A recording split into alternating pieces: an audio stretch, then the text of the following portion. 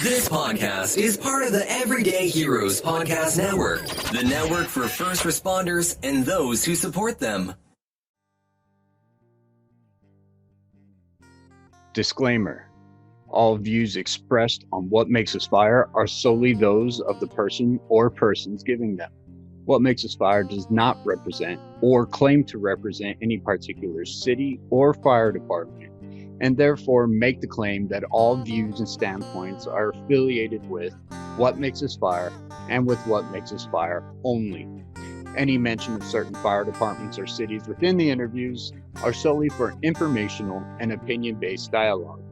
In short, if you have a problem with what's published, just say something about it and don't be a Richard. What is up, What Makes Us Fire family? Thank you for joining us on the show. My name is Josh, your host of the What Makes Us Fire podcast, founder of the What Makes Us Fire nonprofit foundation. So today I have a really cool guest. His name is Lonely Dad 007 on his social media, but he likes to just be called Black.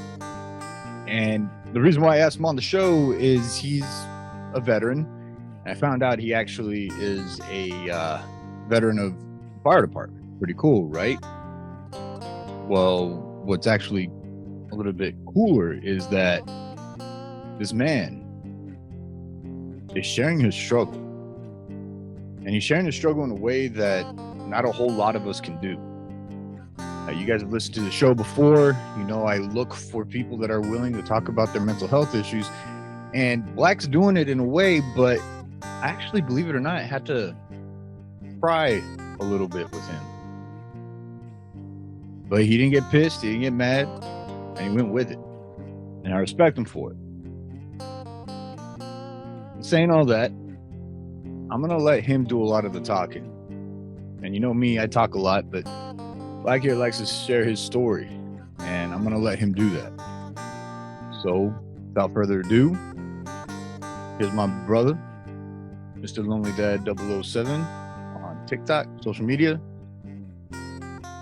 Better known to his close friends and his family as Black.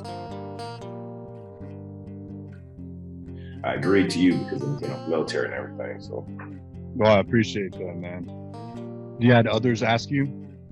yeah, I had a couple people reach out to me. They want to be on their podcast. Some people were in some Clubhouse. They wanted me to be a host on the Clubhouse app. I don't know what that was. I have no idea what that is either. Yeah, so it was just, everything just sounded kind of weird. So I just said no. But then I heard from you. I figured, you know what? It sounds military. I trust it. Yeah, so just a little bit of a background with what I got going on. So I'm a firefighter here in Southeast Texas, in the Houston area. I host the What Makes Us Fire podcast, but I also founded the What Makes Us Fire nonprofit foundation. That foundation is dedicated to helping our civil service members, be it military or first responders, active, retired, veterans, and our volunteers get inpatient mental health treatment. And the way we do that is we make sure finances are not a deciding factor on whether or not one of our service members goes and gets that help that they're seeking, right? It takes a lot to even get to that point to say, hey, I'm realizing I need the help, right? It takes a lot just to even get to that point, but then to find a facility that you believe is going to help and then realize real fucking quickly you can't afford it. Mm-hmm.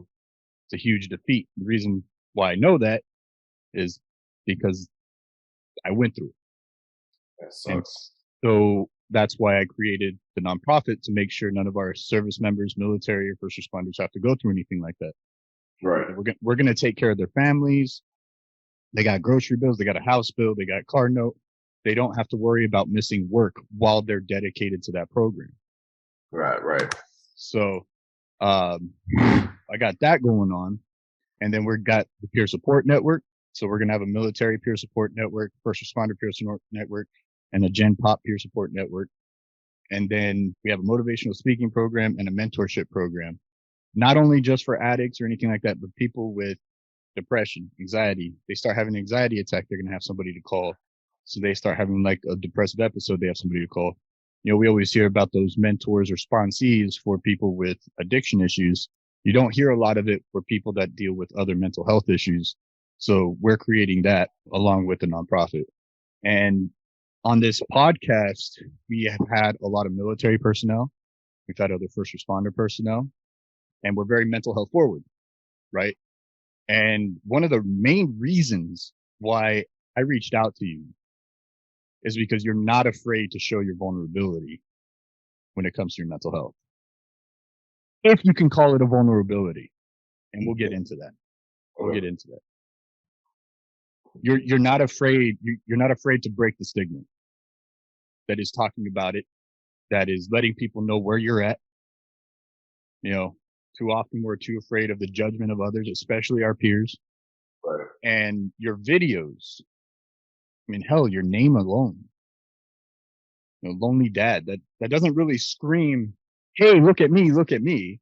It doesn't really scream, you know, like, I don't know, like Balloon Josh or, you know, some other crazy unique name. It doesn't, I mean, lonely dad, lonely. When you think lonely, oh, well, that's not something, it's not too happy, right? When we think lonely, we don't think too happy. And then dad, God knows there's a million different stories that you can come up with as to the reason why your name came about. Right. I didn't want to assume. So I started watching some of your content, and I was, man, Mr. Lewis, like, I was blown away at your ability to be honest with yourself, who you are, what you were feeling, and then having the strength to show it. Yeah. Right. Being able to record it for ourselves, at least for me, being able to record it for me, it's kind of almost a therapy. Oh yeah. I agree. Being able to see myself in that state, go back and watch it. But hitting that post button, that's something entirely different. And you have found the strength to do that on top of fighting everything else that's going on in your head, from what I can see. Right. Yep. Mm-hmm. So I saw what you're about. I saw what you were doing. I see what kind of mission and what kind of message you're trying to send out there. So I reached out because that's what we're about here at WhatMakesUsFire. We're about killing the stigma. We're about making the uncomfortable conversations not so fucking uncomfortable. So I reached out to you. Apparently I was the fourth one to reach out to you, and I don't know what it was. I don't know what it was. I don't know what I said to get you to actually say yes, man, but I am very grateful you're here. And I thank you from the bottom of my heart for coming on and being willing to share your story. Full send and no holds barred.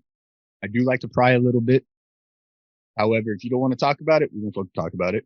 If we do talk about it, then later on you were like, hey man, I don't want to share that. Let me know. I can edit that part out. Okay. So everything, that's why I don't do live podcasts, because I do like to pry a little bit. The reason being is the devil's in the details, right? Yeah. The things that make our story unique to us are in the details. But when we start realizing and start looking at it, is that those little details are actually they're not so uncommon.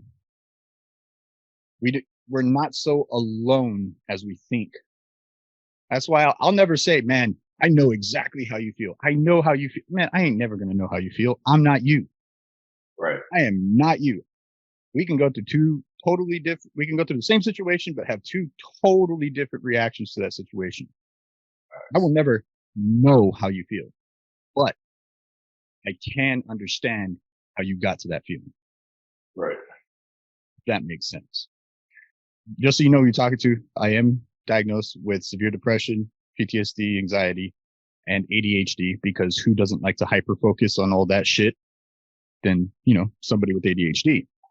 Right. I have recently had 2 attempts. Because of that, I started therapy, and I have researched. Once I got my diagnosis, I started researching to try to fix myself. And so I've learned a lot. Got a lot of ideas, therapy, psychiatric. I'm on psychiatric medication.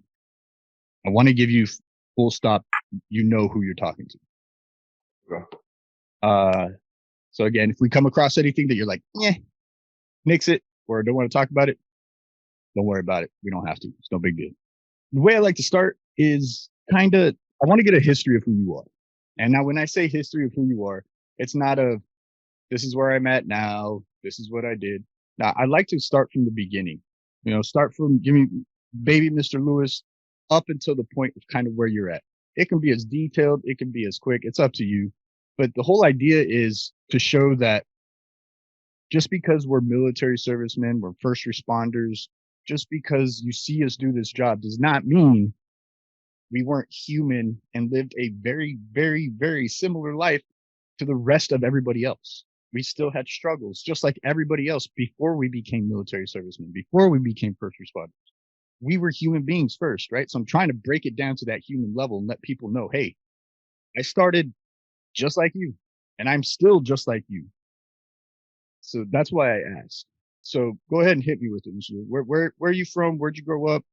How was family life? Give me the details. I was born in Nassau, Bahamas. By the age of, I want to say 5, my parents moved to Paris. That's why I picked up French. Left there around, I don't know, maybe 8. We moved to Miami, Florida. I've been there since graduated high school. Most of that was just in the streets. I was raised with 4 brothers, and we all had to do. Mom was by herself, so we had to do what we had to do. So I had the proud of that moment, but it's what we had to do. When my mom noticed all the older brothers were getting in trouble, I have a brother in jail right now.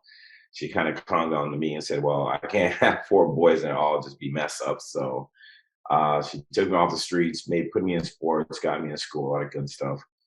Once I got my education, graduated from high school, went to a real small school called Mount Sonora College. Just wanted to try it out in Wisconsin. I ain't gonna lie to you, I hated it. It was. But man, you're going from Miami to Wisconsin. I think anybody would hate it. Yeah. Besides the weather, one of the toughest things was the diversity or lack of diversity. When I got up here, I met a girl. I once I fell in love, but we got pregnant, and then 4 kids popped out. Got married, joined the military when 9/11 happened.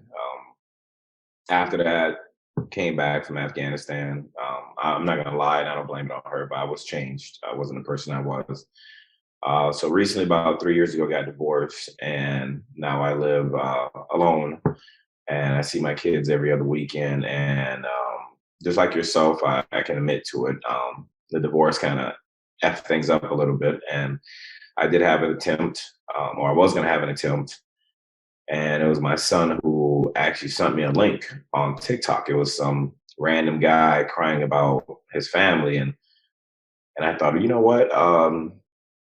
Before I do this stupid, dumb thing and let the demons win, I try TikTok, because I've always used TikTok as I call it a way to waste time in the bathroom, or a way to see how people act dumb out there and see who's going to fall off a roof, just dumb shit. So then that night, that video right now is currently sitting at 1.5 million views, which I did not expect to post. And I just figured I'm going to cry my heart out, and it's something I'm doing out of the norm. Us military people not supposed to share our feelings. And I think that was one of the problems. I bottled that up for so long. So when I made that post, I really didn't expect it to do what it did.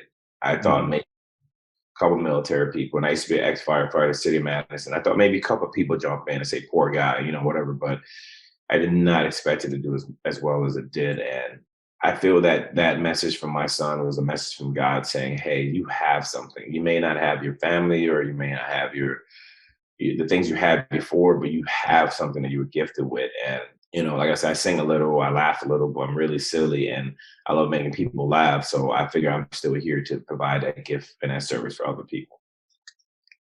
That was a real quick story.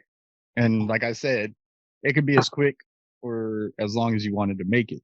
And the reason why I like asking my guests to do that, man, it kind of gives me an idea of how uncomfortable some of their past is, right? You can learn real quick about a person on what they're proud of and what they kind of just want to blast through and not so proud of, kind of want to forget. Yeah. Ask them to tell you a story. I asked you said, take me from baby Mr. Lewis up until now. Literally 3 minutes, man. 3 minutes. And I tell you what, if your life only had 3 minutes worth of content, you would be a lot more boring than you think. Okay. I want to take it back, and we're going to hit on a few things because I do, like I said, I like to pry it. And if you don't want to, you don't have to. But the reason why I like to pry is because we all have that unique story. I'm going to start off Bahamas. You're born in Bahamas. Yep. Didn't move out of the Bahamas until 5 years old. Yep. And you went to Paris. So when you were born in the Bahamas, were you born as a U.S. citizen? No, I was a citizen of the Bahamas because I'm not the smartest person. Bahamas is not connected with the USA. So yeah, I was a citizen of the Bahamas. So I came over to Miami as, I don't want to say legal. I guess we had paperwork. I had a passport, so I know we had all the paperwork we needed. My parents took care of that. So right. Okay. So you came back. Now you're a U.S. citizen. Growing up to that point, up until you came to America, to Miami, what was family life like? You said once you got to Miami, you kind of like were on the streets quite a bit with you and your brothers, and your mom clinged to you saying, "Hey, you are not going to be my fuck up, Lewis. You stop." mm-hmm. But before that, what was the family life like that would, I guess what I'm asking is, what do you think it was that would cause kids, because kids rebel, right? When the parents aren't there, they try to figure out life their own way. But when you're a kid, you really don't know how to figure out life. So you start making a lot of dumb choices and mistakes.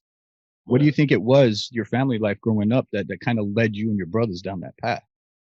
To be honest, like in the Bahamas, I don't remember that much because I was a kid. But one thing I do remember, the saying that it takes a village in the Bahamas, it actually was. I think that's where that quote came from, because I remember everybody was some kind of uncle or auntie TT, even though they looked nothing like us. But I remember everyone took care of us. I mean, you walk down the road and somebody would say, "Hey, there's little," my name at the time was Boo or Boo Boo. That was my little name. And they were, "Hey, Boo Boo, hey, Boo Boo," everyone knew me. And then we went to Paris, it's kind of a struggle learning the language, but it was a family structure. Like, you didn't have to have our last name. You didn't have to look like us. Everyone knew who you were. But when we came to Miami, no point intended against America, it was like, you're on your own. You know what I mean? Either you eat or you could eat. And when we got to Miami, home of the brave and all that good stuff, it wasn't what we thought. It was tough. I mean, we had our house broken into.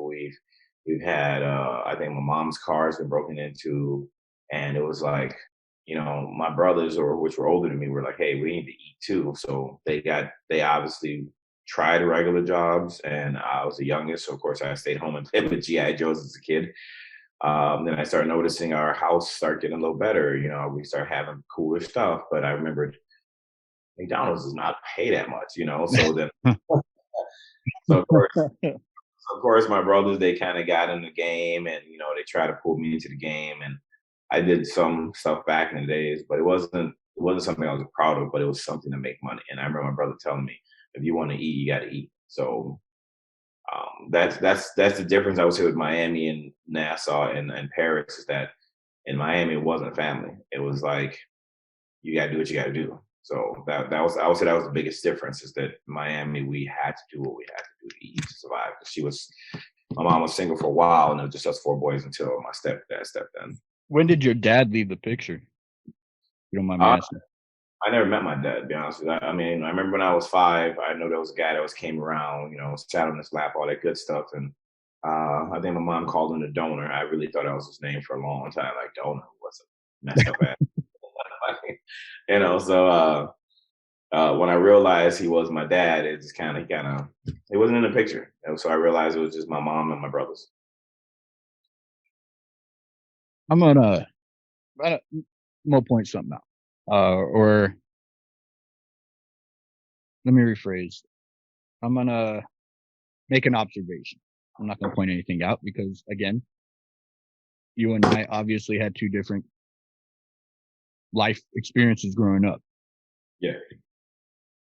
When you came to Miami, how old are you? If you don't mind me asking? 41. 41. All right, so you're not that much older than me. You're only 5 years older than me. You come to Miami, early 90s. Early 90s in the southern Florida area wasn't the best. Early 90s in New York, Southern California, the best. There's a lot of crime, a lot of gang crime. I remember that. Mhm. And that, I can only imagine what it would have been like for a young kid, for your brothers, coming to a city very popular for gang activity. And you're coming from a whole nother country, and all of a sudden it's, eat or get eaten, like you said, right? And you said you did some stuff, getting through. The thing is, man, it's interesting hearing your story because, right, we always hear, like you said, the American dream. And I don't want to make this political. I want to point something out because you're not the only one that has immigrated, that after immigration served, had struggle as a kid, made some mistakes, pulled yourself out of those mistakes. Your story is unique to you, but when you listen to a lot of people's stories, it's not all that unique in the generality of things, right? It's the details that make it unique to you. And you, at some point growing up, learning all this about a new country you're in, your brother's trying to pull you in, you made a couple of bad choices. At some point growing up, you ended up making the choice to get out of it, to stop that path, to veer off, make that left turn and say, no, this is the wrong one. What was that for you? I mean, I know you said earlier your mother was clinged on to you, but what was it about that had you make that decision? Because I'm sure by that time you're in your teens, you've already probably made a couple of bad choices by then. And she's like, oh crap, he's going down the same path. I want to make sure it doesn't happen. But what was it for you that said, you know what, maybe I do need to change this path that I'm going down?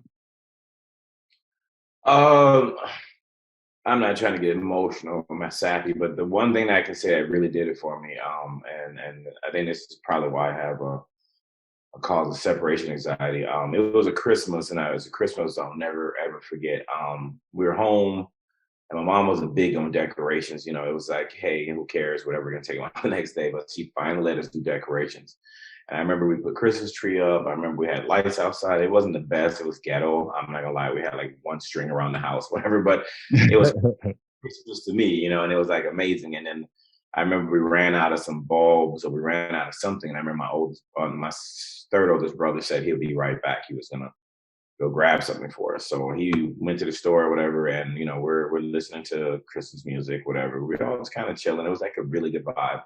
Then mom gets the phone call, and my mom says, "Put your clothes on. You need to see this." So I'm like, what's going on? So I remember we drove, and we were pulling up to these big gates, and I'm like, why are we coming here? And it was the Dade County prison or jail or something. I forgot exactly what it was, prison or jail, but I remember it was a big facility.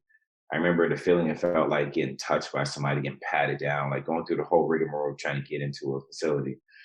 And just sitting there, and I was wondering what's going on. And all of a sudden, I saw my brother come out like with the jumpsuit and the chain, and I immediately wanted to jump and like free him. Something inside told me, like whoop the guard's ass and like get him out of here. I watched too much movies. And then when he sat down, and all the Christmas ornaments, all the Christmas things that we had, he actually stole it. So everything that about that Christmas was stuff that him and his friends stole. And not putting my brother down, but he went back because we were missing a star. So of course, I don't know what exactly happened, but I guess they caught him, and it was like his third strike. So seeing that and seeing my mom's reaction, and I think the worst part I remember that got me emotional was when it was time to go. I would not let go of his hand. Like the guard, I felt like the guard was willing to hit me, even as a little kid. I would not let go of his hand. I was wondering why he couldn't come with us. Like mom's sitting right here, like just like in school, your mom's here, just let us go type shit. And when they wouldn't let him go, I remember that was the worst Christmas of my life. I cried, and then that's what my mom just said to me. That's the results if you want to continue being like your brothers. And I think that was the day where she said she's gonna handcuff me. In other words, no more playing outside, no more on the street, be home at this time.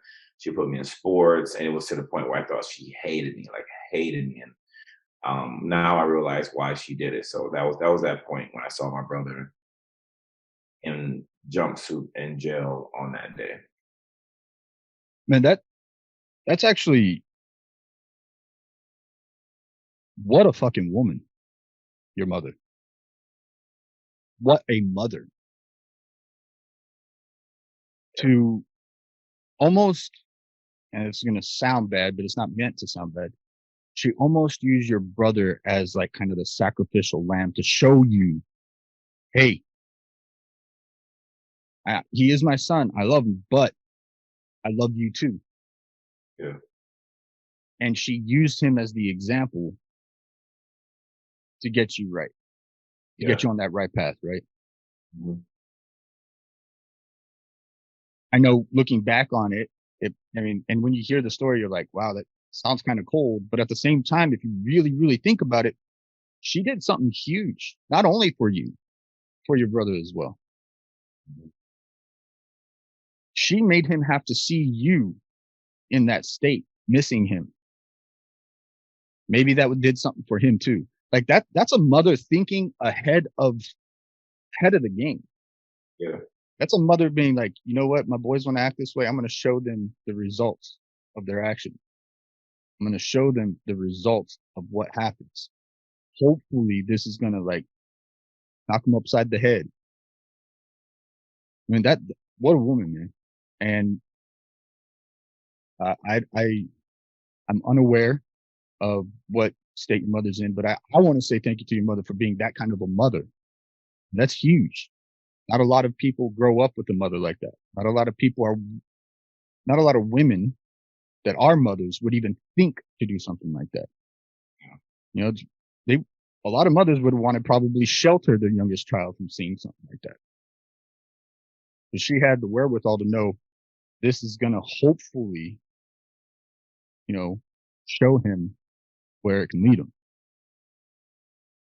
And that's awesome, man.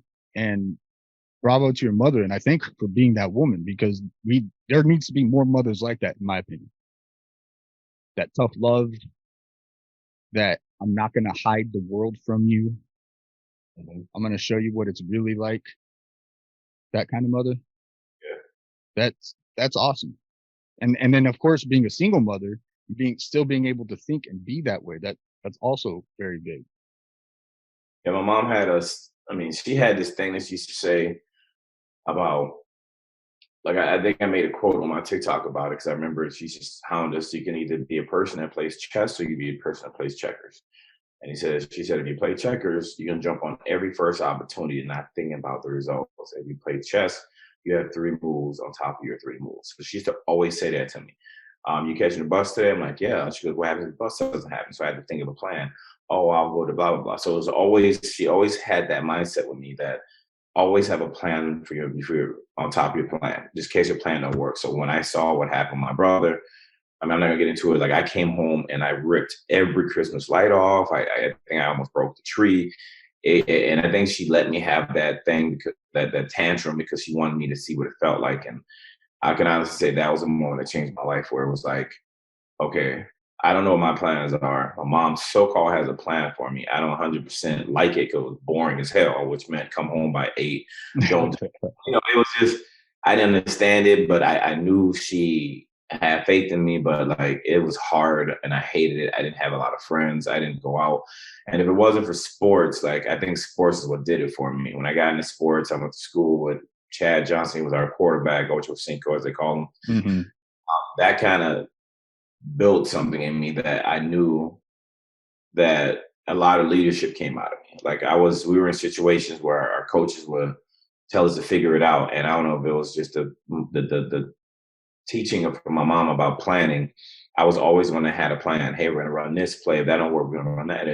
And that's when I became captain of the team. They're like, all right, he has a great leadership in him. And so I kind of sit back and thank my mom, because that would have never came out of me, because I always followed my brothers. Being the youngest person, I always followed, hey, hold this bag, or look out here, drive it. It was just, I just did it because I wanted to be part of the crew, and they were bringing money in and it was fun. But then when I realized I'm not a follower and I do have plans, or my mom has plans,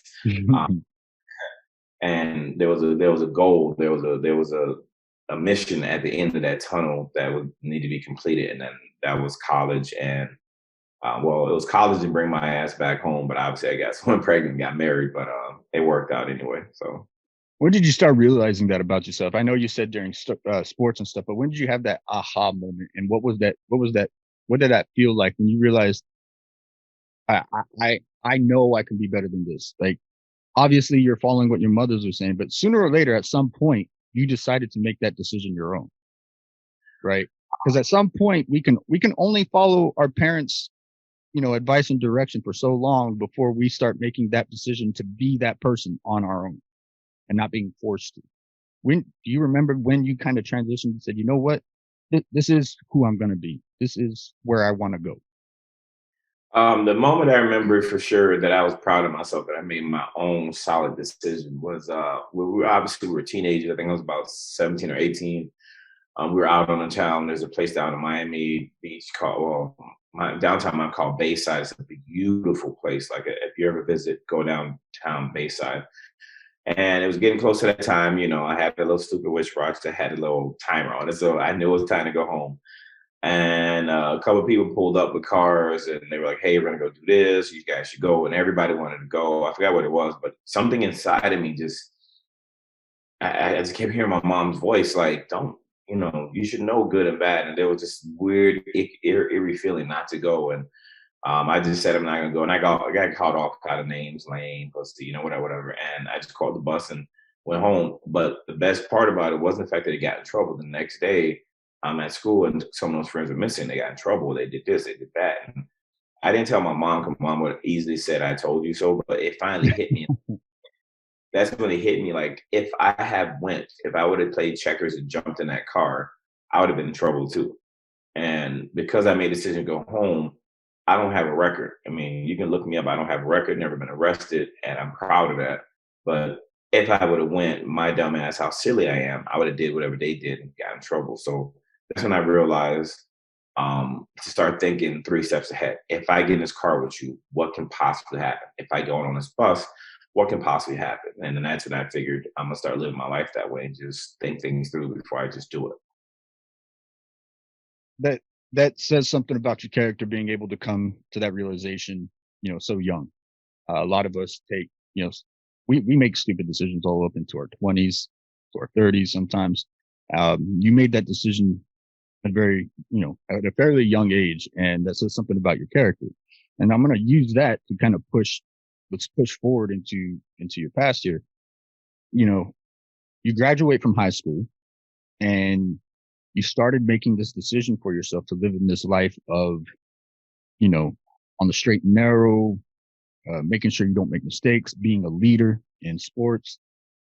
What drove you to, one, go all the way up to fucking Wisconsin of all places? But two, what drove you to actually go into college? Because the reason why I ask is not all of us going to college. Not all of us going to college. And there's nothing wrong or right with going to college or not going to college. There's plenty of successful people that don't go to college. There's plenty of successful people that do. The reason why, and I want to ask you, what was your choice and what was your reasoning in that? Because it says something about somebody on their decision to go. And that's why I want to ask, like, what was your decision? What was that deciding factor for you to go to college? And I really am interested as to why the fuck you went to Wisconsin. To be honest with you, like when my mom put me in sports, and at first I just thought being part of a team was fun, just having friends and stuff. But then obviously being a snot-nosed rookie freshman, I got bored of sitting on the bench when I thought a lot of people was not that great. I thought I was better. So I've always been that competitive person. Like when I was a freshman, I wanted to be a starter so bad that I put extra work in.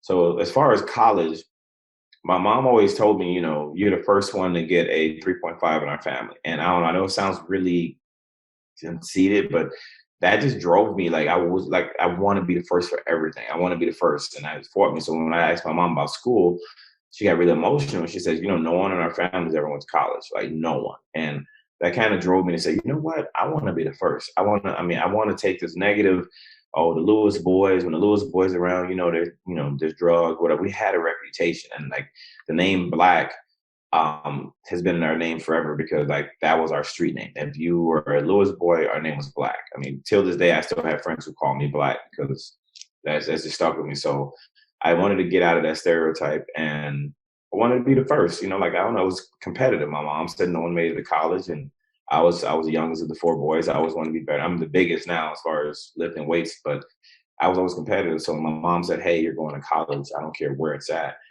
Playing football in Miami, there's so much talent that, like I said, I went to school with Chad Johnson. So obviously, if Chad Johnson got picked out of that whole area, one kid got picked to go to the NFL or whatever, go to college. So I knew I was going to make it as big as he was, but I wanted to get that education. So not a lot of letters were coming in. I wasn't having to like Duke or any of those guys were reaching out. It was just these random tiny ass little colleges. So my mom received a letter and a phone call from some guy. I remember it was Coach Smith. And my mom was talking to him, and he gave all the good rigmarole recruiting shit. We're gonna make sure he gets his education, and he's spread and all that shit. And my mom was on the phone, all excited and shit, and I was excited too. And all of a sudden, she got the phone. She was like, "We need to get you a coat." Fuck, I need a coat for her. I said, "It's hot down here." And she says, "Where you going? You're gonna need a coat." I'm like, "What the fuck?" And when she said that, I was like, "What the hell's a Wisconsin?" You know, I didn't know it was Wisconsin. I know it was on the map, but I thought it was a joke. So she said, the reason why you're going to go there is because there's no brothers. Like, in other words, my brothers aren't there to convince me to do stuff. She said, there's no crime and the diversity there is not the greatest. She said, you need a change. You don't need the streets. You don't need the gun shooting. You don't need the robbery. So she wanted me as far as possible, which hurt me because it just felt like she was getting rid of me at the point. Like, but I knew what she was doing. But so when I called the coach said he'll take care of me. And we were so broke at the time, which I kind of loved. I think it was a great experience. She sent me on a good old fashioned Greyhound. You know, I haven't been on a Greyhound in a minute, but she sent me to Wisconsin from Miami on a Greyhound, which I hated but loved at the same time because it opened up my eyes. It was like stopping all these different little towns, watching the different people get on a bus and watching different styles, and it was just like, wow, so when I got to Wisconsin and it was like they substituted all their buildings and their sky towers for trees and cows, it was like, what the fuck? But it opened up my eyes. It was a great experience. Would you say instead of obviously she wanted you to go to get away from your brothers, your family, your brothers, and she knew that it was obviously going to be a change of scenery. Now, I'm going to get a little bit political in the whole race issue. And if you're comfortable with it and you're cool with it, know that I'm talking as respectfully as possible. I'm not trying to pull up any bad shit or anything like that. The reason why I like to talk about it is because you're a black male in America, African American male. And growing up in the 90s and stuff like that, especially in Miami, the culture, I'm not going to say the black community. I'm not going to say it was a culture. That's the way I look at it. I don't look at it as a color thing. I look at it as it was a culture thing, right? Yeah. You grew up in an area that was, there's a lot of gang culture, a lot of crime culture. There was poverty culture.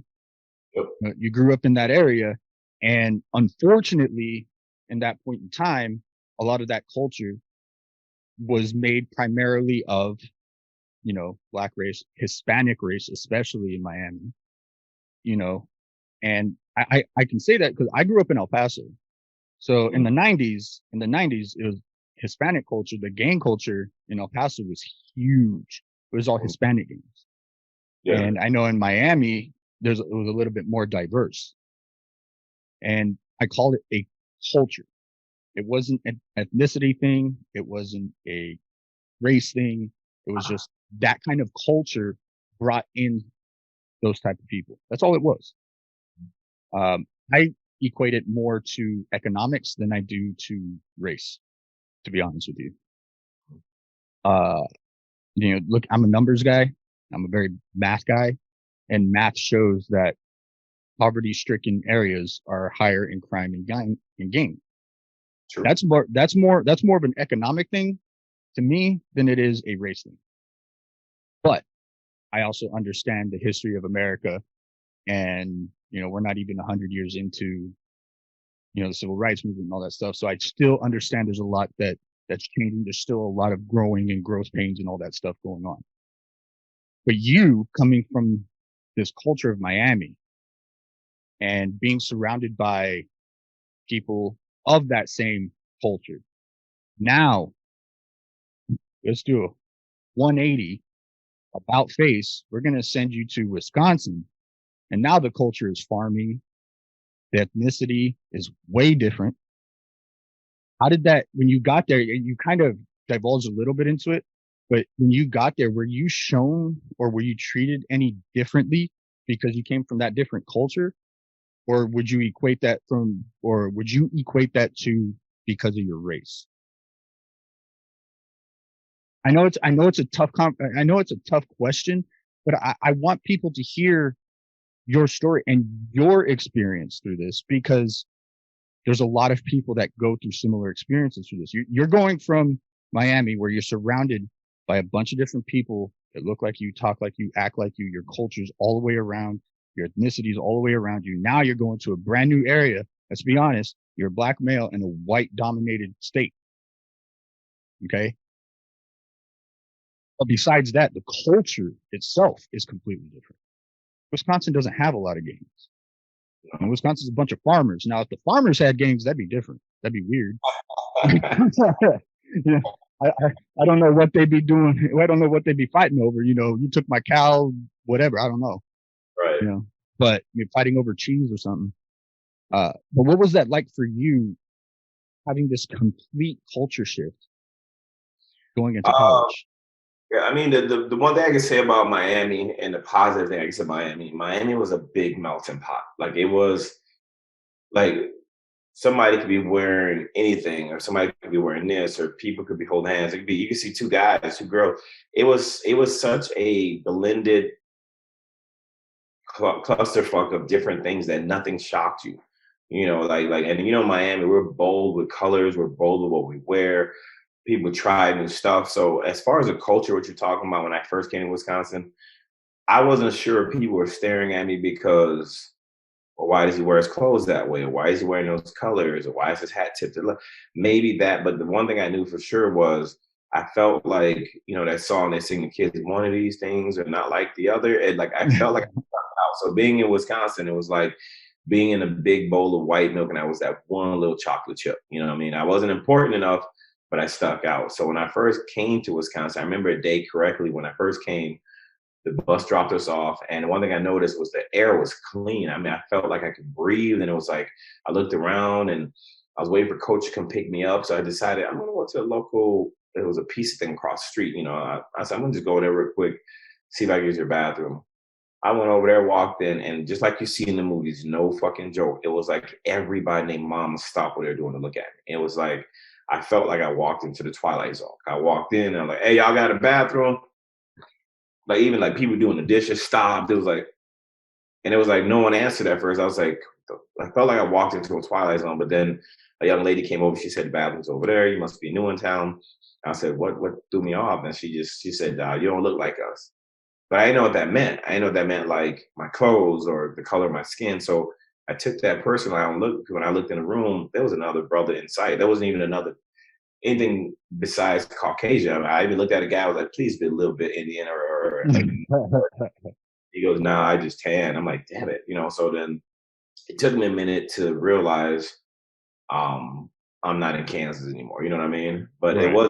Nobody was rude about it at first until like a couple of days later. But it was just, you just knew you were not home anymore. Everything was different. Even like Miami, I mean, I hate to say this, but Miami, we didn't learn to, walk on a crosswalk. We literally played Frogger when we crossed the street. It was like, all right, get across wherever you can. Here, the first time I did when I was here, I got pulled over. Well, not pulled over. A cop just came over and said, hey, that's jaywalking. You can't do that. And he was cool about it, but it was just like, what?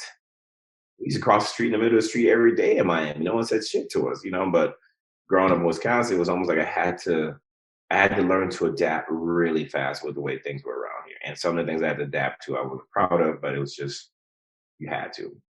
It sounds to me like your first experience walking into a restaurant and Sounds like asking really loud. Hey, y'all got a bathroom? Tell you what, Wisconsin, small town, they ain't loud, man. They Yeah, I ain't know. loud. They ain't loud. They are not the type of people to speak up in a crowd. You know, they are all in a little quick. So to me, that sounds like shit. What's being loud right now? You know.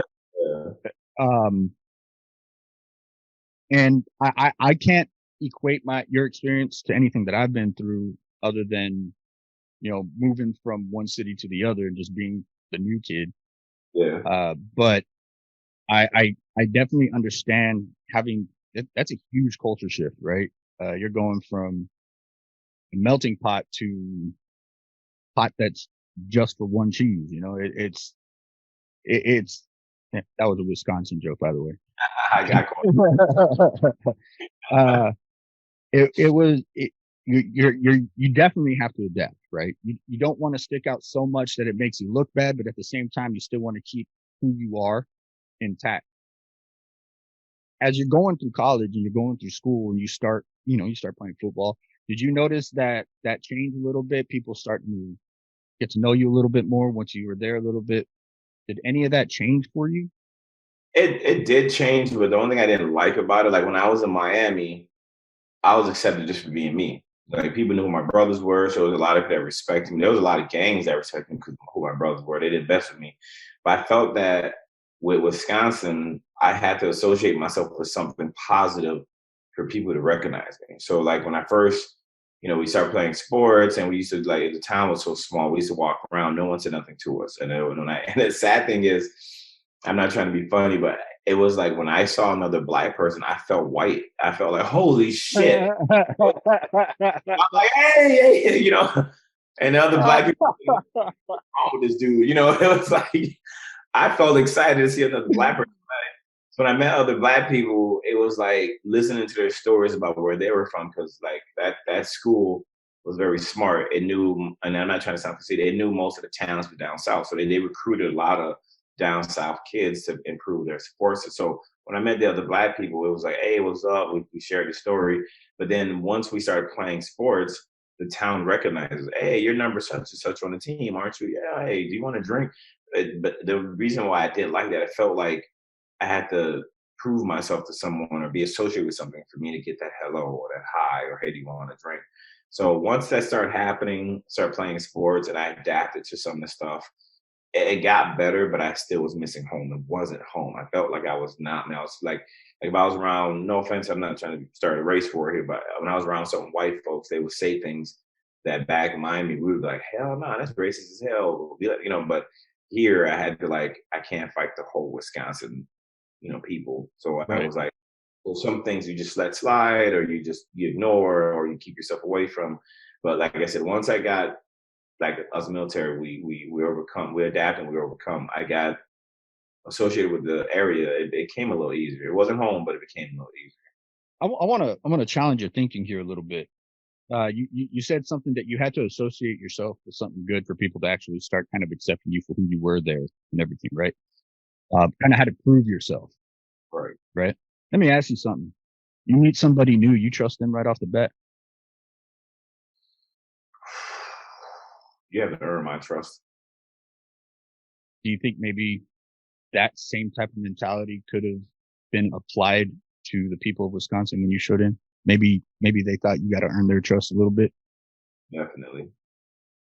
So the reason why I say that is maybe that can help with how you thought about it, right? Instead of, man, that sucks that I had to prove myself. I'm coming from a place where I didn't have to prove myself. Well, yeah, you came from home. You already had that. You had that stability. You had the people around you that saw you grow up that know who you are. You don't have to prove yourself at home. You go someplace new, they're looking at you. You're completely different culture, completely different person. Maybe you did have to kind of prove yourself a little bit before they actually started trusting you and recognizing you and understanding who you were. I mean, that's not too far fetched from what we do on a day-to-day basis with new people we meet.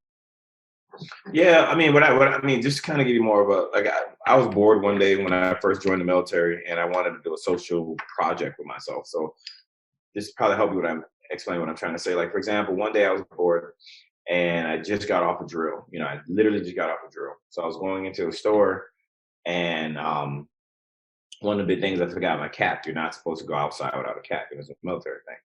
So I was going to the store and I forgot my cap, and I was right about to get into the store, and this guy, he opens the door for me. He goes, "Hey, soldier, come on in." And the one guy says, "Hey, where's the cap?" I'm like, "Oh, darn." I go to the car and I forgot the cap was at drill. So I completely forgot. So I messed up. So I know I had clothes in the back. So I jumped in my car, changed, I had I think it was a Nike sweatshirt with a hoodie, and I had some sweatpants. And then I went to that same store and no one talked to me. Like literally no one talked to me. It was like the same guy who was talking probably didn't recognize my face. He goes, "You looking for something? Can I help you? Something? You're gonna buy something quick?" And it was like a big change. So the point I'm trying to make when I said I felt like I had to prove myself was like wherever I was at, some of the African Americans were given a bad name. They were doing bad stuff, whatever it is, they had a stigma. But then when I joined the football team, I had a young man, older guy, was talking to me, and his friends came over. And then, I forgot what happened in that game. I don't know if I scored or ran a kickoff return, but I don't know, it doesn't matter. And he was congratulating me and he was talking to. So a couple of other older white gentlemen came over, and what he said was what kind of bothered me. He was like, like, "Oh, who's that guy you talking?" He goes, "Oh, this is one of the good ones. Come on, he's one of the good ones." So what I mean by prove myself, when he said that, it stuck with me. Like, I'm one of accepting African Americans because I'm doing good. I'm a positive light. But the other ones, they weren't too happy with. The other ones, they weren't. So that's the way I took it, and that's what I mean by I have to prove myself. Like I'm not the typical thug on the street. Can I dress like one? Can I put a do rag on and tip my head to the side and look like one? Of course I can, because I technically am one. But in that world, when I was in school, I had to keep that proper image. Like I never walked around with my pants sagging. I can't stand that shit. I never walked around with a limp, so it looked like I'm a pimp or some shit like that. Right. I've always kept myself in the up and up with, because that's my way my mom raised me. But I didn't like the feeling of he's one of the good ones, because I'm still Black. I'm still African American. It's just I don't have a record. I don't have gold in my mouth, but I'm still Black. But the way he made me felt was like, we don't really like your people, but you're one of the good ones. That's what I meant by I had to prove myself or change into a positive image. We used to, like, back in the school, coach used to make us wear our uniforms and we go to grocery stores and help carry groceries out. That was like our community service. We'll grab their groceries, we'll do this and that. And it was fun. I loved it. It made the community feel comfortable. But it felt like, why are we doing it? Why can't they just flat out just like us? Just like us for who we are. But it felt like we had to do that to put that image on that we're one of the good ones. So that's what it sounds like your coach was trying to fight the stigma, right? He was trying to let people know, like, hey, don't be ignorant. Right. Educate yourself that people are people. Everybody does their own thing. But like you said, there were other, ethnicities in the area that were acting a fool, and just because you look like them, you get lumped into that idea, right? But observation here, and you can say fuck off if you want. Observation here, you kind of did the same thing when you got off that bus and walked into the restaurant. You assumed, because you've been treated a certain way before, that everybody in that restaurant was looking at you the way you've been looked at before by others. Yeah. You know what I mean? You lumped them into your past experience and everything else too. So, but we do that as human beings, right? It's a protection thing. It's natural. There ain't nothing wrong with us doing it. Right. There's nothing wrong with us doing it. Now, do others have to do it more than others? Yeah, absolutely. Absolutely.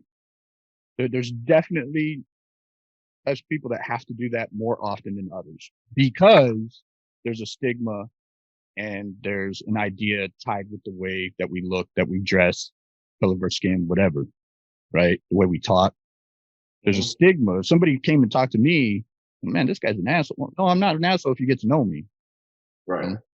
But because they met somebody else that talked like me, or they had the same mannerisms like me, they automatically assume I'm going to be like that person they met. Right. So, and I appreciate you sharing that. And I appreciate you kind of taking me through that and giving me your idea and what you went through. I know it's not really the most comfortable conversation to have, especially nowadays. Yeah. But I appreciate you knowing, one, I wasn't trying to be disrespectful in any way, shape, or form. I just want to I want to get that story. I want to get your personal experience, because there's going to be other people like you that are going to listen to the show and realize, hey, I'm not the only one that kind of had to go through this. You're open to hearing my ideas about it. You're not, you don't disagree with them. And if you do, you ain't saying it. That's fine. But you're being open to at least listening to it. And that says something about your character. And I hope you realize I'm open to listening to your point of view as well. And the reason why I asked is because I'm still learning too. I got a lot to learn. I don't know any one certain culture, from top to bottom. I'm still learning about a whole bunch of life. I'm learning about life. I'm learning about people. I'm learning about where they come from, religions, cultures, ethnicities, races, and, nationalities. I'm learning a lot about a lot of different people. And I appreciate you taking the time to kind of share your experience with that. You finished college, or you didn't finish college. I think you said during college you found a significant other, we'll call her, and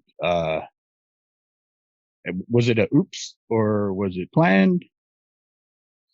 The one thing I can say, and it's probably bad, but I'm gonna be honest. So like, one thing I learned about when I first came to Wisconsin was the women loved us and the men hated us, and it was just I didn't understand that, but it was a couple of the college guys that were there before me. Obviously, they have experience, and they was telling me the stories about when we were out in the town. Like everybody's interested in some chocolate. That's why I knew we were associated to word chocolate. I didn't know what that meant at first.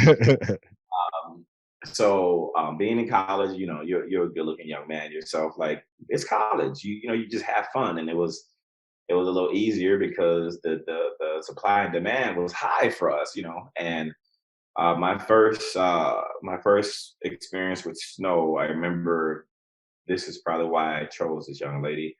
I had multiple female friends at the time, and it was this big, when I mean big, it was this big storm. And being from Miami, I wasn't used to driving in the snow. I didn't know this cold thing was like that serious.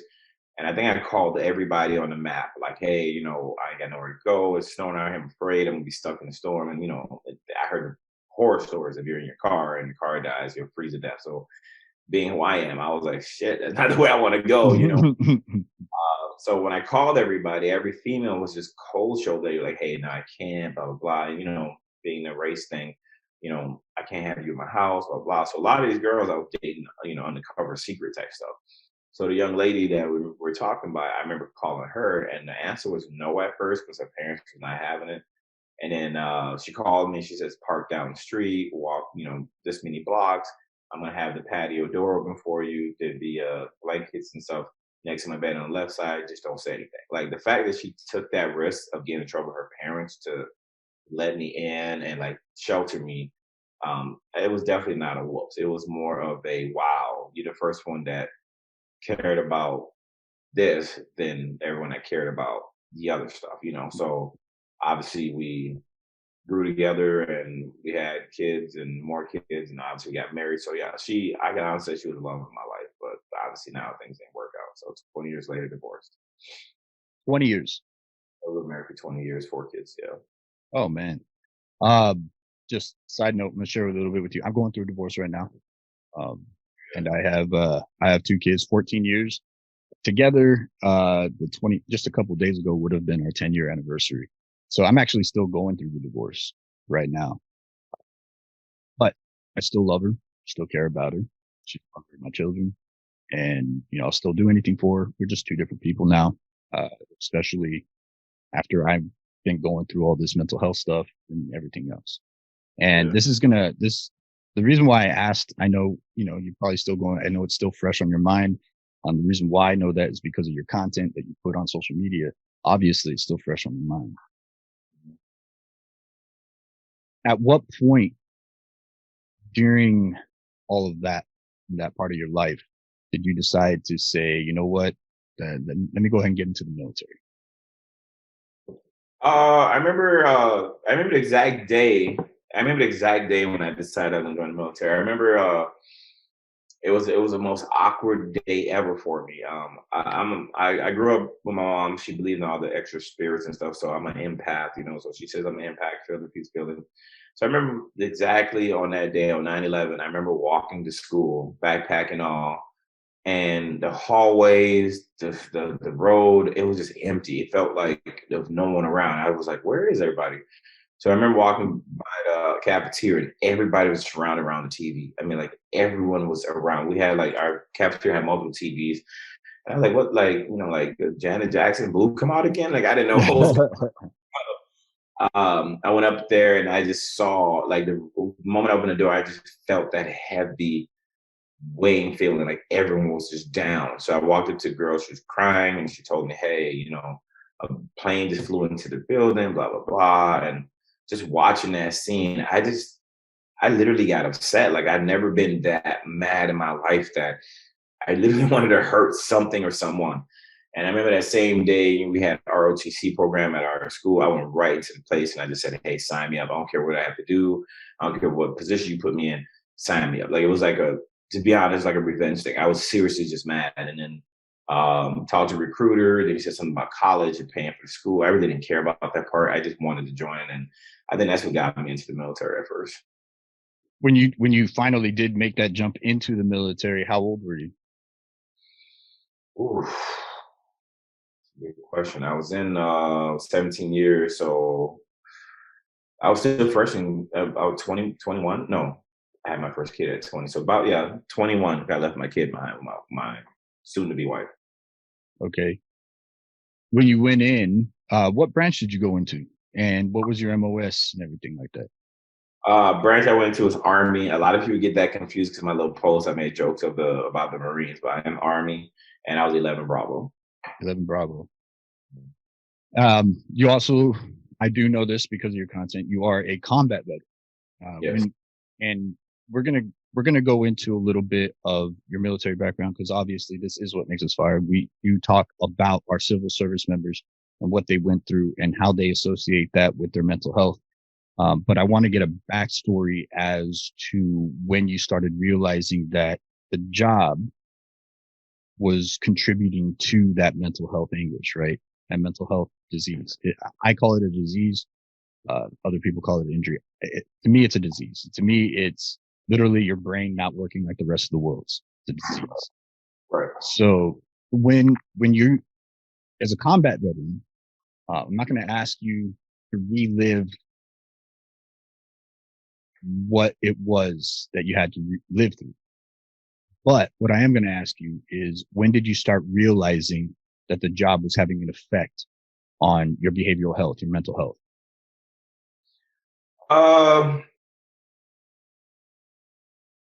I would say, I mean, I don't want to sound like I'm soft now. I would say boot camp was well, I went to Fort Benning, Georgia, and boot camp was a wake up call because obviously their job of the drill sergeant is to tear you completely down to your mental soul and rebuild you. And being raised in Miami, we already have a chip on our shoulder, like we badasses. So that took a little bit to just give up the power of letting someone tell me what to do, giving them the power of refusing to do something I don't want to do. So that, I won't say that messed me up, but that woke me up that, just because you're programmed to be one thing, that means you can't be unprogrammed to be something else. And I always thought I was programmed to end up like my brothers. I was programmed to be a fighter. I was programmed to, if I had to do what I had to do. But then when I joined the military, that boot camp woke me up. But I would say the first time I had an actual mental issue when I noticed I had separation anxiety, because every time it was time to go to drill or go do something, I broke down. It was like, I think that day with my brother going to jail, I have a hard time leaving people that I have a lot of emotional attachments to. So when the first rocket attack we had in Bagram, Afghanistan, is when I knew I had a mental issue because I refused to sleep. Something about standing on my own 2 feet, and if I'm going to die, I'm going to fight my way out of it. And knowing that if I just lay down, a rocket could hit us, I'll die. Like I couldn't sleep well with that. So the first thing I noticed was lack of sleep, because over in Afghanistan, anything that comes over the wall, the alarm goes off. So we didn't sleep, and we never slept. It was just like I remember being up in a little bunker like 2 days sometimes. We couldn't sleep because we all had to report, do a head count. No one was allowed to stay in the room, and then I just knew right at that point, even nights when it was peaceful, we had a lot of people that just didn't sleep. It was like you waited for that rocket attack, or you waited for the rocket to hit that right spot to be you that'd be on the news the next day. So that's when I knew mentally things were going on, because I was literally afraid to go to sleep. Sounds like your anxiety kind of took over. The anxiety of the unknown, of the possibility of not knowing what's going to come my way. That's anxiety, right? Depression is not being able to get over the emotion that happened in the past. Anxiety is constantly worrying about the future and not knowing what exactly is going to happen. You just, all these scenarios play out in your head, and it literally, like you said, it starts killing you slowly. You can't sleep. You're on edge all the fucking time. Sounds like while you're there in anxiety, and that just kind of literally became like the thing. It was constant anxiety for you. And one thing that I learned, and I think a lot of military may agree with me, one thing that I've learned that I don't think it was taught on purpose was how to mask that, because none of the soldiers would talk about it. So nobody would, like, even if you felt this, or you could turn to your battle and say, hey man, you scared? Because if that person wanted to clown you, oh man, Sergeant Lewis scared. You didn't want to be that person. So one thing that we always did in the morning when we came out of our huts, we called them B huts. They're all lined up. Like, we all came out at the same time, and we all had that dumbass conversation, and, come out, and then we'll come out and look outside like, hey, Sergeant Lewis, today, what do you think? Today a good day to die? I'm like, you know what? It's a little hot. My body might, roast a little bit, but yeah, today's a good day to die. Like, we had to make live a joke of it, because no one wanted to tell their true feelings of how they felt or whatever. So that's one thing I could say that the military did that I didn't like. We all masked it. Like, I could be the most happiest person in the room, you wouldn't know I'm depressed. I could be going through some shit, and I could be laughing like, oh, he's having a great time, and you wouldn't know. So that's one thing I can say about the military, that to all my soldiers out there, like don't be afraid to open up, because we were taught that we don't cry.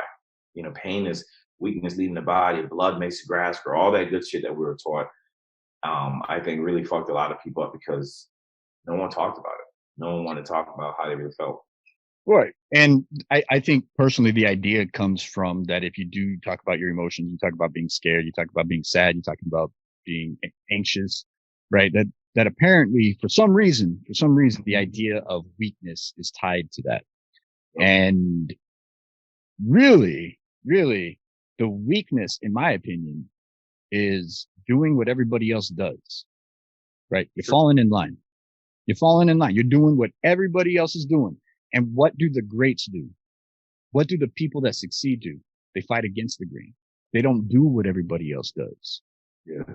So being able to speak up, you're actually fighting against the grain. You're fighting against the stigma. You are, quote unquote, fighting. And to fight, you have to have some type of strength.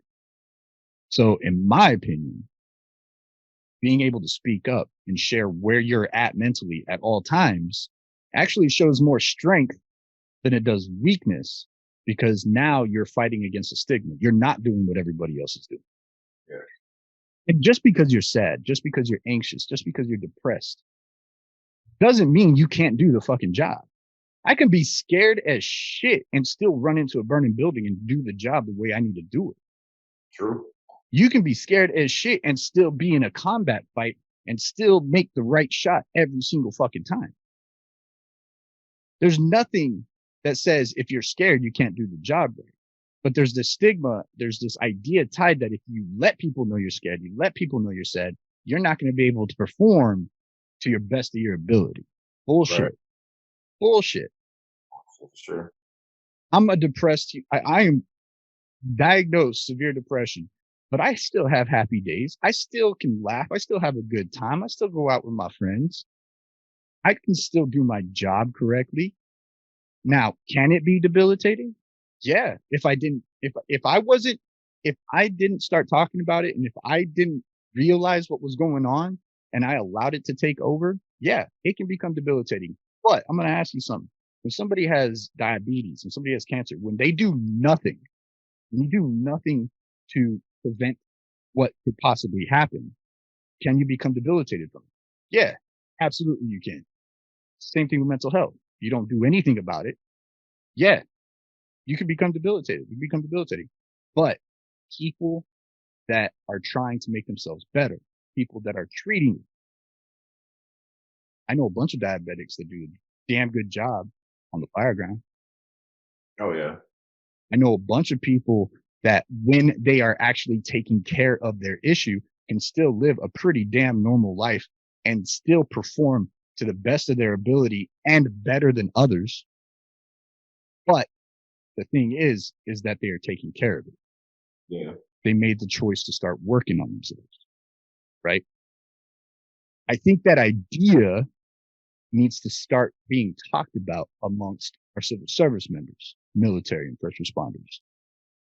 Is that idea that we can't perform if we allow people to know where we're at is too much of a stigma, and actually constantly trying to find something to hide that and to mask it is actually a bit more exhausting than just letting it out. Oh, Because yeah. once it's out, you don't have to find anything to mask it. You don't have to look for an excuse constantly. You don't have to look for a Band-Aid, all the time, because now you're actually taking care of the issue. Finding the cover-ups is exhausting, man.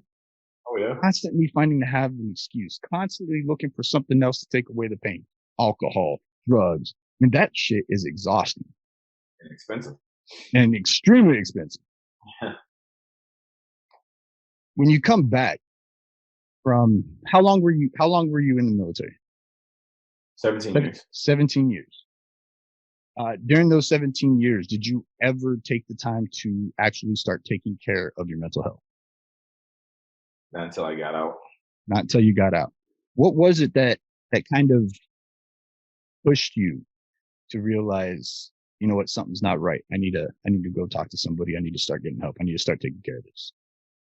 I think what pushed me was when I got out, I couldn't differentiate the difference between my kids and my soldiers. Like being a sergeant, I'm so used to being able to tell people to do something and they do it when they're supposed to do it. They do it right. They do it tactfully. It's just, but when I got home, honestly, I had this regret of like leaving. Like I actually loved being over there because it was simpler. Life was easier. But then when I got back, no offense, and I'm not trying to down talk America, but that's when I started realizing we're very wasteful. We're very ungrateful. Like even like my kids, for example, I think all parents spend when you go grocery shopping and spend over $300, and the motherfucker's like, "Hey, there's a McDonald's. Can you grab something to eat?" And you're like, "I should take all these groceries back." So when I got home and I was, telling my kids to do something or telling my wife this isn't be done, they told me right away that I was giving orders. I was still in that mode where I bought like 7 cameras to put around the house, and we lived in a safe ass neighborhood, but I just had to do it. It was like those things started happening where I did not know the difference between, okay, you're not over there anymore, you're home, you're safe, compared to 5 o'clock in the morning. Hey, make your beds, clean this out. Hey, we need this done. And my kids were like, "Dad, we're not soldiers." And it was like, "Don't talk back, beat your face," type shit. And then finally, my wife was just like, "Hey, you really just you're a little on edge every day now, and you're supposed to be home, relaxed." And I couldn't do it. I just could not relax. I felt there was always something to be done. I felt there was always someone coming after us. I felt like, if a kid left the door unlocked, I remember yelling at my kids so bad, like, "You know what can happen?" And so, and I had to remember we're in good old Wisconsin. Like, you leave your damn garage door open with your money sitting there, no one's gonna fuck with you in Wisconsin, But in my head, I couldn't separate the difference, and that's when I knew something was wrong. So It's actually very interesting to hear how you were acting when you came back, right? I've had this conversation a few times with other guests on the show. And you were saying you were upset because you had to come back. You wanted to go back because that's the stress you knew how to fucking deal with. mm-hmm. That's the stress that, take me back, because when shit goes wrong, I know how to deal with it. I know what I need to do to take care of the situation. When you come back home life stress, civilian life stress, it's completely fucking different than work life stress. Yep. And I've had the same thing, man. My wife and my kids told me the exact same thing. You react way too fast. You're not allowing yourself to process what was actually said or done. You're saying fuck the dishes, because the day before I was doing CPR on a kid, and I come home and you're mad at me about the dishes. Fuck off. Well, Yeah. The thing is, though, is they don't know that doing CPR on a 6-year-old stress. They don't understand that. The family doesn't understand that. But you, when, and I'm saying you in a general term, me, in my head, how can you not understand? Well, they've never been through it. They didn't go through what you went through. Your family didn't go through what you went through. They don't understand your thought process, how you handled that stress stuck with you when you came home. Now you're trying to handle home life stress the same way you would have handled that same stress in the job. And it does not commingle. It does not commingle at all. And a lot of us that are in the civil service, in the military and first responder realm, it's hard for us to switch that off. It's hard for us to differentiate how to be more empathetic to the family life stress, because the work life stress, empathy, I heard this saying, people in the civil service are like selective psychopaths because we can turn off our empathy at the flip of a switch to get the job done. When we come home, we forget that people in our lives, wives, kids, friends, they don't know what that's like. So when that empathy switch doesn't get turned back on and that understanding of that stress isn't there on our end, it can cause a lot of issues. Cause a lot of issues. And it caused a lot of issue with me from your stories and what you've been telling and how you've been telling your stories on social media and what you've been sharing. You have been very open in saying that it did cause a lot of issue in your family life. Not being able to find that balance caused some issue. So much so that it actually, and you said this before, that it caused it all the way up to your marriage taking a hit. At what point in time when you came back, did you finally decide, I am going to get help? I just remember that my wife was telling me that all the things that we used to love to do, because we had a decent house, we had a bar in the back. We used to host all the time. We used to grill out. We used to have people come over, but I just didn't like being around people. That's like, even people I considered friends, I just didn't want to be around, and I didn't trust nobody. It felt awkward. Like even her parents would come over, and I would put stuff away. Our parents would never steal from us ever. I know that for sure. But it was just that defensive mechanism never went away when I came back, and it was like everything was weird. Restaurants, I always had to sit somewhere where I had my back to the wall. I had to make sure I knew where the exit was. It was like that switch of being over there never turned off, and that's when I realized my ex-wife at the time was crying because something happened where I didn't want to do something, and it was like a couples thing, and she went by herself, and she came home, and she was so mad. She was a third wheel type shit, and I was like, then don't go, and she said, well, that's what we used to love to do. Why don't you want to do it anymore? And I just had no interest, and that's when I realized, okay, see her cry every day and nag every day, or go get help. And so I hate to say that I had a big moment that made me go get this help. It was more that, how do I get her to stop bothering me about this crap? So that's when I went to the VA and decided, okay, something's wrong with me. And that's when I got diagnosed with all this crap. So your choice to actually go wasn't necessarily your choice. I mean, technically, yes, it was your choice because you actually went and did everything. But your catalyst for going was more to show that, hey, I'm here. Look, this is me trying. Right. Are you to the point now where maybe that help you're starting to realize maybe that help should be more for you, and it should have been your choice and solely your choice? And here's what I mean by that. When I first started getting help, it was because my ex-wife at the time was saying, hey, this is going on. Hey, this is going on. Hey, this is going on. Hey, you should probably go talk to somebody. And like you said, I needed to stop hearing her nag. Right. Mm-hmm. So I went, and yeah, it helped a little bit, it helped me understand her side of the point of view, helped me understand her side, helped me understand her side, her side, her side, her side. Right. And that's what I was doing it for. So every session was about, well, my wife says I do this. My wife says I do that. My wife says I do that. What does the therapist do? Well, maybe it's because she's seeing this. Maybe it's because she's seeing that. So now, instead of actually taking care of the issue within me, I'm just taking care of the issue that she's having with me. Right. So I'm learning how to take care of the issue she's having with me instead of the actual baseline issue, which is me. Are you to that point where you realize maybe that issue is you, that it's something going on in your head, and it's not how people are taking you. It's that maybe there is something going on that's not working correctly? I remember one session I had with my therapist, and I think this was the breakthrough that we both needed. I'm not gonna lie, I was an asshole. It was hard to talk to civilians that didn't go through what we went through. So I think she was like my third therapist, because the two guys before me, one guy threatened. I'm not gonna lie, I did threaten him because he made me mad. The other guy, I was playing some psychological games with him. So I think the VA realized, okay, he's really respectful to women, so they got me a female therapist. And the one thing that she did one day, she just grabbed a piece of paper and a pen, and she says, "Here, do me a favor." I said, "What's up?" She said, "I need to write down all the people you love."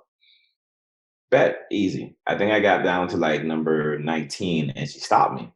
And she said, "Can I look at it real quick?" Sure. And she's reading it off. And then she says, "At what number are you planning to put yourself down?" Then that's when it hit me. That's when I first had that breakthrough. Like, I'm so used to putting everybody first. The military told me we're supposed to protect this country. I'm supposed to protect my family, I'm supposed to protect my wife, that I never really stopped to think about it. I don't love me, and then she said that was the breakthrough we needed, because don't do this for your wife because she's nagging and you want to shut her up. Don't do this for the kids because they're not happy, you're not a fun dad anymore. That's when I realized it's me. Something's wrong with me. And I when I told her that, and I could be honest, I told her with tears in my eyes, because I was literally still writing down uncles, aunties, and not one time I put my name down. So that's when I knew. And she said that we need to work on me. And that's when I realized it's me. It's not the wife nagging. It's not the kids. It's something wrong with me. So that was that breakthrough I needed. We talk about this a lot with what I do. I don't know if you checked out my social media page at all. I promote being better for you and for you first. Yes, it sounds selfish. And actually, it is selfish. The primary idea is selfish. But here's the thing. You know how every action has an opposite equal reaction? For every decision made, there's consequences, good or bad. When you decide and finally realize that you have to be good for you and for you first, and whenever you do get to that point where you're 100% good with who you are, you're 100% okay with being alone because you know who you are, you understand who you are, and you love yourself for who you are, you get to give that person to the people in your life. Not the person that's upset, not the person that's depressed, not the person that doesn't know how to handle life, not the person that doesn't know to handle their own emotions. No, you give the person the 100% who you are to them, because you get to choose to give that to them. You don't feel like you have to do it for anybody else. And I know it sounds really fucked up. You go, what do you mean? You don't put your kids first? No, I don't put my kids first. I think there's a disconnect here. How the hell am I ever going to take care of my kids if I can't take care of myself? Right. How am I going to be that battle buddy? How am I going to be able to cover that soldier? How am I going to be able to take care of my fellow brother firefighter, pull them out, if I can't take care of myself first? Because if I'm down, who's going to be there to help them? Right. And if they go down because I went down, who's going to be there to actually complete the mission? True. I always had that question when I was a firefighter. I remember being on the scene, and I remember, grabbing the ladder, grabbing this, and there was one guy that just kept asking, "Why aren't you guys running? Aren't you guys hurry up?" And people always wonder how come firefighters don't run on the scene. If we go down, who's going to help anybody else? Like we have to be safe first. So that's like when I was a firefighter in Madison. That's when it hit me that it took me a while to realize that I need to be okay before I can help you. Because if I'm not okay, or we go and grab a bad ladder, or we grab a wrong tool, I'm just wasting time, and we're both fucked. So Exactly. But that goes more for just the job. That goes for like in life in general. yeah, If we're depressed and we're sad and we're not happy with who we are, but somebody asks us to be there for them, are we giving them our true selves? Are we giving them that 100% of who we are? Or are we only giving them that 60% that feels good that day? right, Are we only giving them a little bit of ourselves that day? Because the rest of us isn't really feeling too good. So yeah, we'll help you out. But as soon as I'm off the phone with talking to you, as soon as we're done doing whatever we need to do, I'm going to go back home and I'm going to start feeling like shit again. right, We need to realize in the civil service that you have to take care of yourself first, more than just physically, mentally. Because if you ain't there, you ain't ready, something could happen, and then something could happen to somebody else. It's a chain reaction, but it's a chain reaction both ways. It's a chain reaction for bad. If you're not there, something bad happens. That chain reaction is usually bad. But if you're there, good, ready to go, 100% capable, that chain reaction starts being good. Now you're able to be there for that bad buddy. Now they're able to be there to help complete the mission. And now the mission, it helps the grand scheme of the complete story. right, It's the same thing. It starts with you and you first. And it's okay to be selfish in that. It's okay. right. Where are you at now when it comes to your treatment, if you don't mind me asking? I know that's kind of getting a little bit on the personal level, a little bit deeper, but where are you at with your treatment? Are you still going to see your therapist? Are you on any type of mental health medication? The reason why I ask, because there's a huge stigma when it comes to talking to therapists and or even being on mental health medication. I was doing okay for a while. Obviously, the big old COVID thing happened, so that was a setback because a lot of the stuff was like we're doing now, doing Zoom and whatever. So I kind of missed that personal contact with my therapist, and then also like going through the divorce kind of set me back when I thought I was okay, but it was the fact that moving into this house, this is a little too big for me, but I thought there was still hope for her and I to work out. So going through that, and then going through the fact that I'd give up a lot of things just to see my kid, kind of set me back. So there was a point in time where I just gave up on the medication. I just thought to myself, you know what? If it's time to go, it's time to go. If it's time for him to take me, if I don't take my blood pressure pills, if I don't take my anxiety pills, all that stuff, let's see what happens. That's like driving down the road and, as the song says, let Jesus take the wheel. Like, let's see what happens. But now you have these dumbass cars that drive themselves, so nothing really happens. But anyway, so a couple of times I just gave up. I have pills that probably outdated because I refused to take them. I felt combated. I wanted to test the doctors. I would go into my visits and say, hey, I didn't take my pills for 7 days. I'm still here. So you're full of shit. But what happened was deep inside, I was fucking things up. Like my kidneys are bad, or because my high blood pressure, other organs are bad. So even though I didn't see it, I knew I was self-destructing because I was combative, because 20 years and being divorced, that sucks. Coming back from Afghanistan and the city giving you a key to the city, and you're a hero. And then months or years later, you're a zero. Like that was hard for me. So as of right now, I got new medication. I take God's medication, if you will, because it's a gift from Him. So that helps big time. And um, to be honest with you, TikTok has been therapeutic for me, just to be able to talk. And my kids are coming over more often. Like it's not that routine where every weekend, like my kids are old enough where they drive. So them just sporadically popping in makes my day, or they're bringing over some food and let's play some video games and hang out. So I would say I'm okay, but I'm not going to say I'm 100%, to be honest with you. Well, that's good. That's fine. That's normal. That's normal.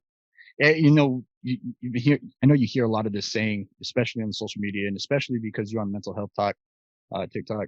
we hear the saying, it's okay to not be okay. Right. And I love that saying, but when I kept hearing that, I'm like, there's something missing. There's something missing. There's no afterwards. Right. It's like, we're telling people it's okay to stay where you're at. It's okay to not be okay. So I added a little bit something to it. It's okay to not be okay. It's just not okay to stay there. It's okay to process those feelings. It's okay to have those bad thoughts about yourself. Fuck, it's even okay to have those suicidal thoughts. Those happen. They're natural. They happen to people who have depression. They happen to people who have anxiety. They happen to people who have PTSD. Those thoughts are normal. As fucked off as it sounds, it's normal to have those type of thoughts. So it's okay to not be okay, even to that extent. Right. But it's not okay to stay there. It's not okay to let those thoughts define who you are. Right. And so you admitting like things are okay, I'm still having a hard time. That's fine. That's fine. That's good. But what that tells me is it's not necessarily you having to work on your relationship with your kids or with your ex-wife. It's not necessarily having to come to terms with you living on your own. It's not necessarily having to come to terms with all the huge life changes, coming home from a hero, now perception of a zero. And I say perception because you're making a huge difference to a lot of people's lives right now just by sharing the story. So it's just your perception. But then that takes me back to my main point. What it sounds like is that you still have work to do on you and your perception of yourself. It's not about you being divorced. It's not about a 20-year marriage ending. It's not about your kids not showing up when you want them to. It's not about seeing them. It's not about living in your own. It's not about having too big of a place. It's not about the hope and dreams you had. Because all those things don't matter if you ain't here. Nice. All those things do not fucking matter if you ain't here. So it just sounds like, and this is me looking out the outside in, you can tell me to fuck off, but it just sounds like, and I do too, because I'm living in an RV right now, man. I'm having this interview with you in an RV. So I understand that thought process you're having, because I'm still having a hard time accepting. But it's not so much accepting that I'm living in an RV. It's, you know what? If I'm good with who I am and I'm happy with who I am, it doesn't matter where I live because I know who I am. I haven't seen my kids in about a month or so. Does that suck? Yeah. Does it hurt? Fuck yeah. But does that define who I am? Should that make me sad every single day? Should it make me feel like I'm a horrible father? No, I know I'm a good fucking father. I know I would give anything for those kids any day. But that doesn't mean that feeling doesn't creep up on me sometimes. Right. But what that tells me is that I need to work on who I think I am. And it sounds like you do have some work to do on who you think you are. Becoming that person that is totally okay with who you are, no matter what. Because when the kids do come over, or when you do see that ex-wife, you're not going to have hate in your heart. You're not going to have malice. You're not going to have fear. You're not going to have sadness. You're going to be like, you know what? There's a time in my life. I learned a lot. I appreciate you for what you gave to me, but I'm happy with who I am now. I'm living my life the way I have to live it now, but I'm good with it. Good with it. It doesn't define how it makes me feel anymore. I'm not going to allow it to make me feel lonely. I'm not going to allow it to make me feel sad anymore because just because I'm alone doesn't mean I'm alone. It doesn't mean I'm a loser. It just means right now I'm in a place alone, but I know who I am and I'm good with it. Right. But getting to that point is hard. Like I can talk about it. That doesn't mean I feel it. I talk about it because I know that's where I need to get to. Right.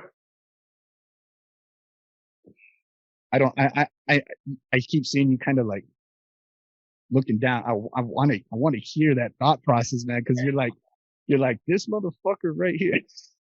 No, I mean, you're being open. So like what I'm thinking is for me was hard. It feels like I have multiple faces. You know what I mean? Like when I'm on TikTok, it feels like I'm on a stage. You know, it feels like finally I have the mic all these people and listen to me. I think I'm at 120,000 followers, which is great. I wasn't doing it for followers, but it just makes me feel like those people, for some reason, bored out of their life, are interested to see what I'm doing. So for me, when I have bad days, I sometimes got to cover that up and jump on my lives and make people laugh. I sing on my live, I do comedy on my live, but deep inside, they don't know what's going on. But that's the face I need to put on for them. But when that camera goes off, and people will ask me, "Well, why is your name Lonely Dad 007? You have all these followers. You're famous on TikTok," which I hate that word. I don't think I'm famous at all. But the thing they don't understand, once that power goes off, once that screen goes off, the name still sticks. I'm here by myself. I'm literally got to put a smile on my face when I'm on that screen. Or when my friends come over, oh man, then my nickname is Black. Oh man, Black guy to going on. He got a nice house, he has a nice car. He's good. I have to play that role because if this was a movie, life was a movie, that's the role I play. But when the lights off, the camera's gone, director's gone, there's days in here I literally just pop pills to go to bed because why am I up? Who ain't no one to talk to, ain't no one to hang out with. And a lot of people think, well, you're a good looking guy, you have no problem with females. Well, I don't. That's not the issue. But in keeping them is a problem.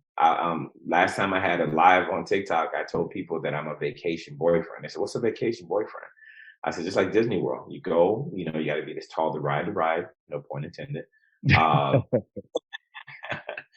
But you have your fun, you live out of your suitcase, and then once everything's done, you leave. But the people who live there or work there, they got to clean up the mess and get ready for the next visitor. And that's just how my life's been with my relationship after my ex-wife, and it sucks. But that's the role I have to play when I walk out the street. Like the other day, I was at good old Wally World, Walmart, nothing special. I had a lady run up to me with her phone. I thought she was gonna show me a picture. She's like, "Hey, do you mind if I take a shot with you?" I'm like, "Why?" She's like, "You're lonely, Dad." Like, and the mood that I was in, I was not having a good day. I had to push that aside, put the smile on my face, like, "Hey, put my arm, hey, this is lonely, Dad." Like, but in reality, inside, I'm still dying. I feel empty. I feel like last night I was watching a movie.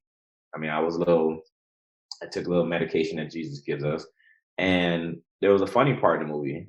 And I literally looked to my left and right. It was so funny. I was looking to tell something. I was like, "Oh my God." I said, I looked left and right and realized, yeah, I'm gonna laugh to myself on that one. I really want to share that laugh with someone, but everyone thinks, "Oh, you have all these followers, or you're a ladies' man. There's no way hell you're single." But it sucks. I mean, to come from a house of six of us when I was married, we were two boys, two girls, so it was 3 and 3. There was always someone to talk to. There was always someone to bother me or whatever. But to go from where I'm at now, where it's like I have to jump on social media to be with somebody. I have to step out of this door and make sure my pants are not sagging. I make sure I'm shaved because now I have this platform, this image, and people recognize me. But deep inside, people don't know I'm still depressed. I'm still lonely. I'm still like, as you can see, I mean, I'm facing my window because I can't sit nowhere without knowing when anyone's coming to my door. Like, I still have those problems, but I have to mask those things or hide those things because I don't want to lose anybody. Like, "Oh, this lonely dad, he's a freak. He jumps every time there's fireworks." Like, I don't tell people that shit because I have to play this role as, "Oh, he's funny and he can sing and he's this and that." And some of my videos, I show my emotions. There's some videos I lie to people and say, "Oh, it's just a IG image. It's not my real tears," but it is. And some videos I just decide to have fun. And, I mean, I lost 52 pounds and I got a decent body. Some videos I like to have fun, make it a thirst trap, as they call it, just to have fun. But reality, like I said, once the cameras go off, the lights go off, it's just me. You have no idea how much I can relate to you, bro. Coming from two totally different backgrounds, you have no idea everything you just said, literally, I understand. This is the part where I start saying, a lot. And I tried not to. If you listen to my first episode, like I said that every other sentence because I didn't know what to say, but I totally understand. When you're physically alone in a place and you've never been physically alone in a place by yourself like that before, especially after 14 years for me, 20 years for you, it fucks with your psyche. It fucks with your head. And finding your way out of it is hard. I want to challenge you on something, man. And this podcast is actually going to help, actually, believe it or not, in this challenge, because when you go off and you tell people, hey, I was on the What Makes Us Fire podcast, you want to learn a little bit more about me, you want to know about my backstory, go check it out. They're going to hear this story and they're going to hear what you just said. They're going to hear about this character you believe you have to play. And I want you to hear those words. You believe you have to play. It's on you that you believe you have to play this character. It ain't on nobody else. Fuck anybody else if they know you're depressed, man. Mm-hmm. Who gives that woman that walked up to you to Walmart? If you would have told her, ma'am, I apologize, I'm just not in the right headspace right now. Tell you what, catch me on social media. You're in the area. We'll do a meetup sometime. But right now, I'm just not in the right place. I just don't feel like it. You would have been honest with her in your feelings. You really think she would have said, oh, wow, you're a dick? Or if you explained it correctly and you explained it right, let her know where you're at, she would have been like, no, you know what? Yeah, I get it. I understand. Yeah. Hey, I'll hit you up and we'll do a meetup, or something. Be a little bit, letting people know where you're at all times is not bad. And it keeps you from believing you have to be somebody for anybody else other than yourself. It's hard sometimes though. Like a perfect example, I remember this happened to me just the other night. I was going to a club, I work as a bouncer sometimes, and this female and we just got into it, and I really get into my feelings hard. That's the problem with this stupid ass thing. I really overthink, and I always try to fix the problem before anyway. And I walked into the club, and it was like this guy I knew, and like he was with his buddies, and they've been drinking, and I'm not in the mood for shit. Like, you can just tell in my face.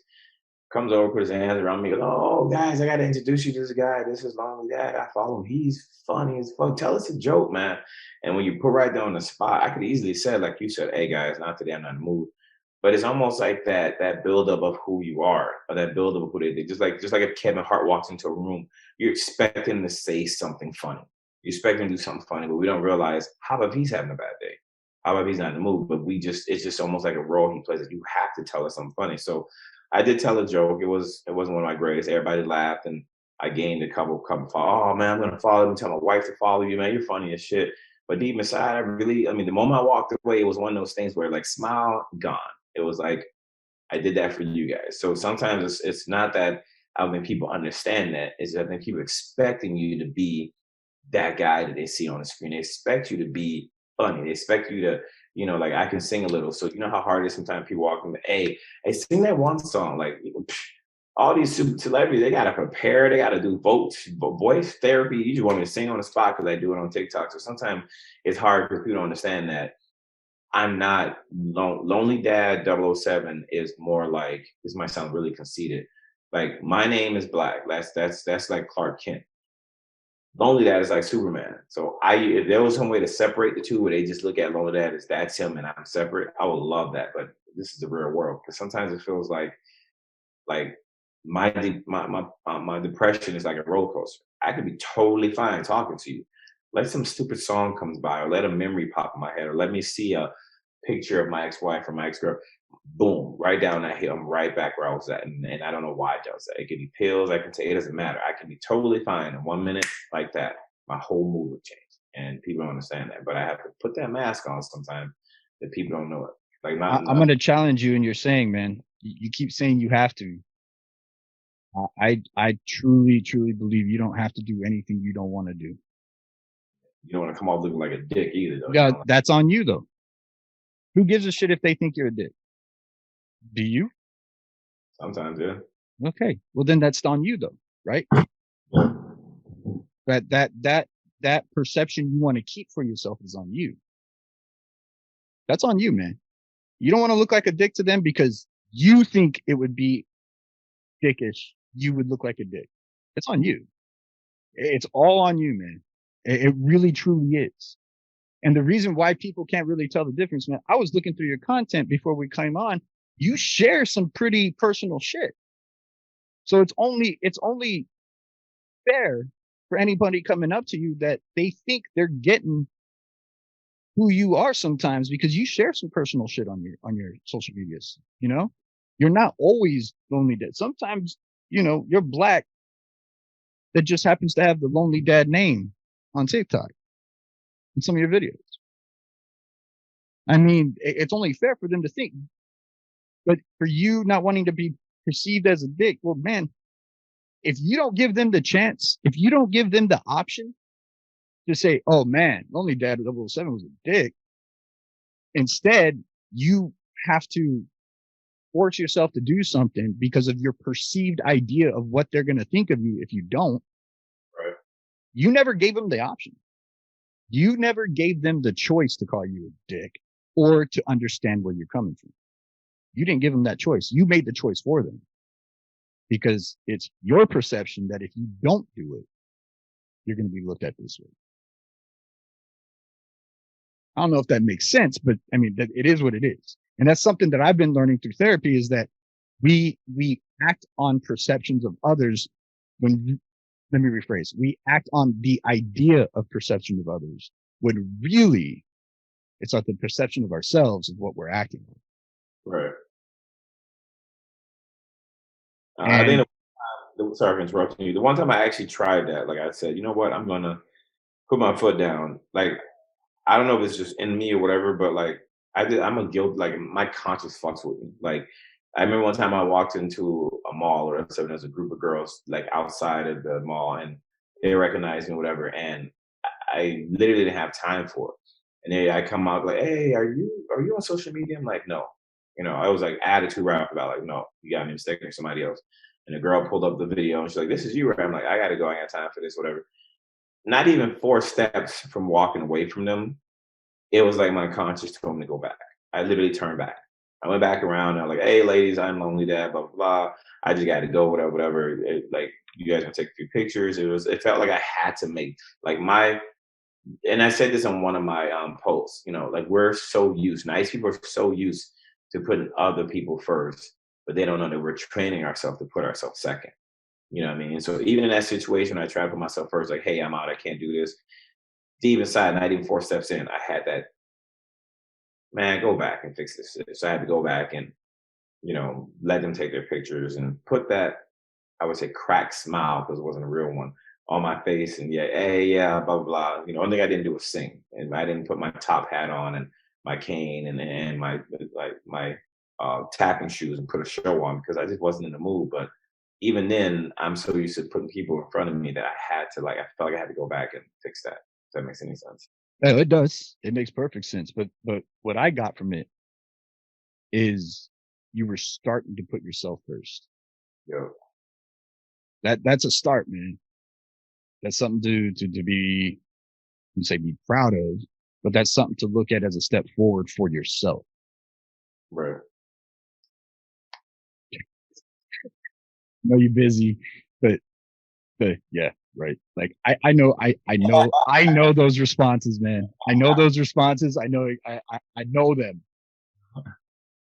I know me talking to you and giving you my point of view ain't going to change nothing because it's going to come up. It's going to be your choice to make those changes. But I'm hoping that you realize that you do make a difference in people's lives. And by you sharing your story and how you think and what it is that you're doing and where it came from, like that's going to make a difference in people's lives. You sharing your story, you coming on the podcast, and man, thank you for allowing me to be the first podcast that have you on. With 4 others asking you, thank you for coming on to mine. You're going to be helping other veterans that have gone through similar shit, right? Like it wasn't necessarily what they saw or went through. You know, some of it is, but it's when they came back. Yeah.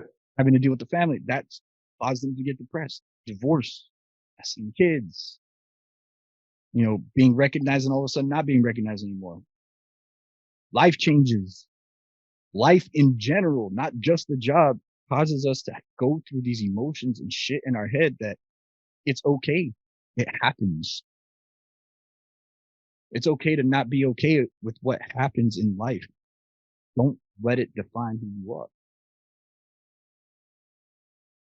So that's what my mom said. Back to the quote you said. She said it's okay not to be okay, but she always used to finish it with, it's okay not to be okay, but make sure you set your timer. That's what she always said to us. Like you can cry all you want, you can be down, but you better set a timer because don't stay there. And that's growing up as a kid. My mom allowed us to cry. You know what I mean? Like not only when she spanked our asses, but like there was one time I think we lost a football game. I really wanted to win, and she walked into the room, and I was like punching the pillow. And she said, "What is that doing for you?" I said, "I don't know." I said, "Am I in trouble?" She goes, "No." She said, "You can be mad, you can be upset, but she said you better set a timer." I said, "Why, is dinner coming up soon?" And she said, "No, set a timer for yourself." And she said, "You know what'll help you more than punch those pillows?" I said, "What?" She said, "Cry." I like, Mom, I play football. Fuck that shit. And then lo and behold, she walked away, and I just started thinking about everything I could have done better, what we could have done to win the game, and I realized that everything happens for a reason. And I just came to facts with that and started crying. Like, I do feel better. Once I released all that pain, it felt better than punching the pillow than the shit. It made me felt like, I bet that wall is tougher, which I'm glad I didn't do it at my mom's house. But it was the fact that,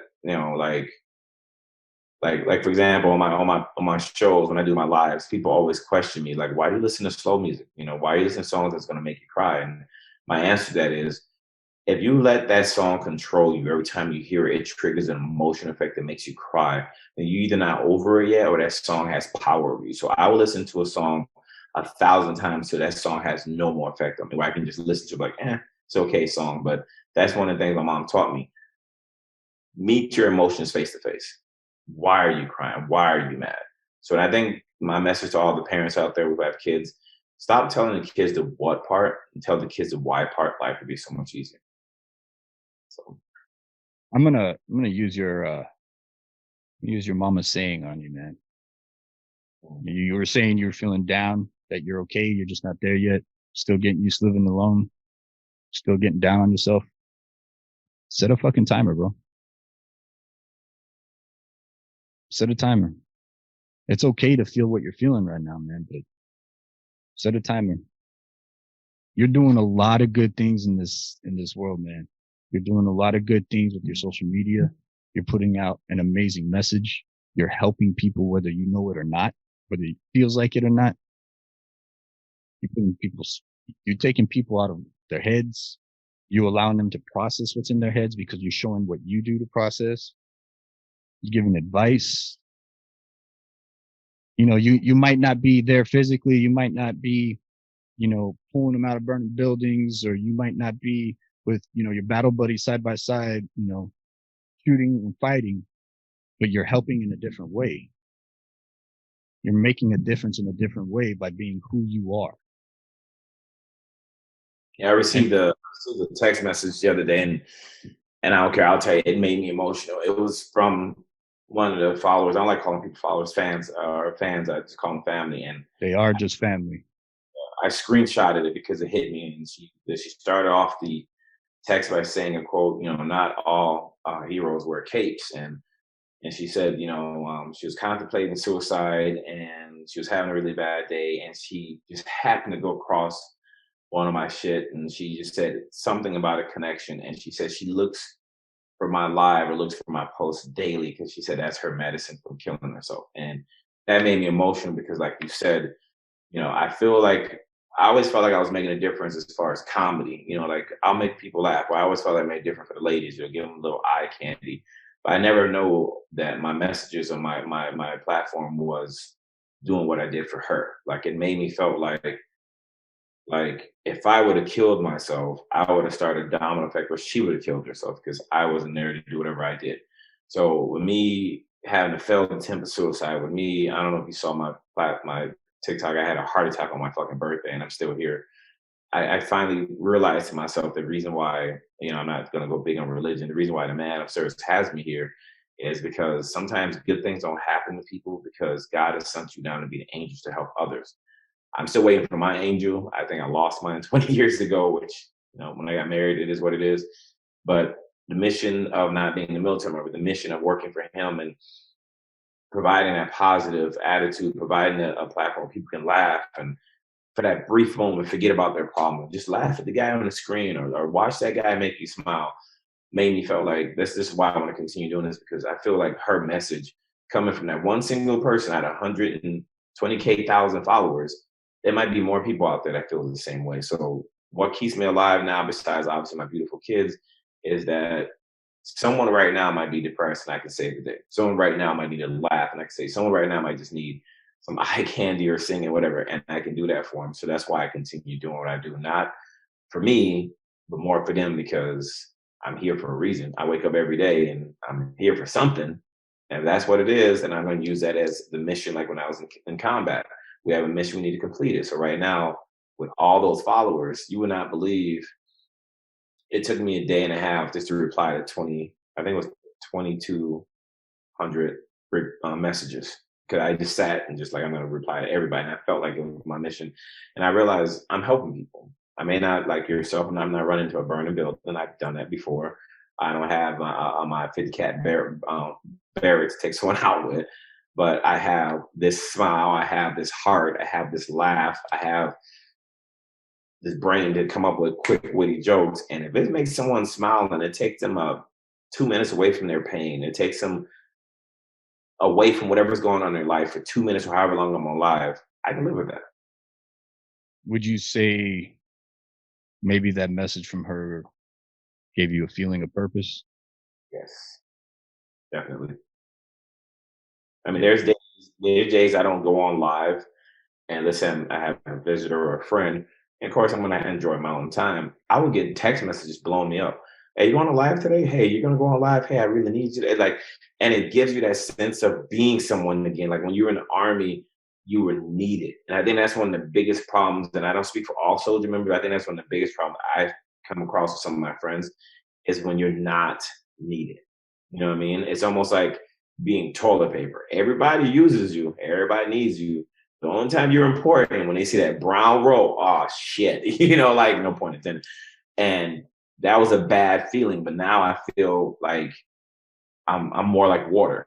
I don't give a fuck what you do in your life. We need water, And when people call me or text me like, "Hey, you going on live? I can't wait to see you." I literally set up my house like with the lights and everything. Like I'm on stage. Like this is my stage. This is my concert, whatever you will. And I think at one time I had 3,000 people watch me at one time, which was freaky as shit. Like one little booger can ruin your whole thing.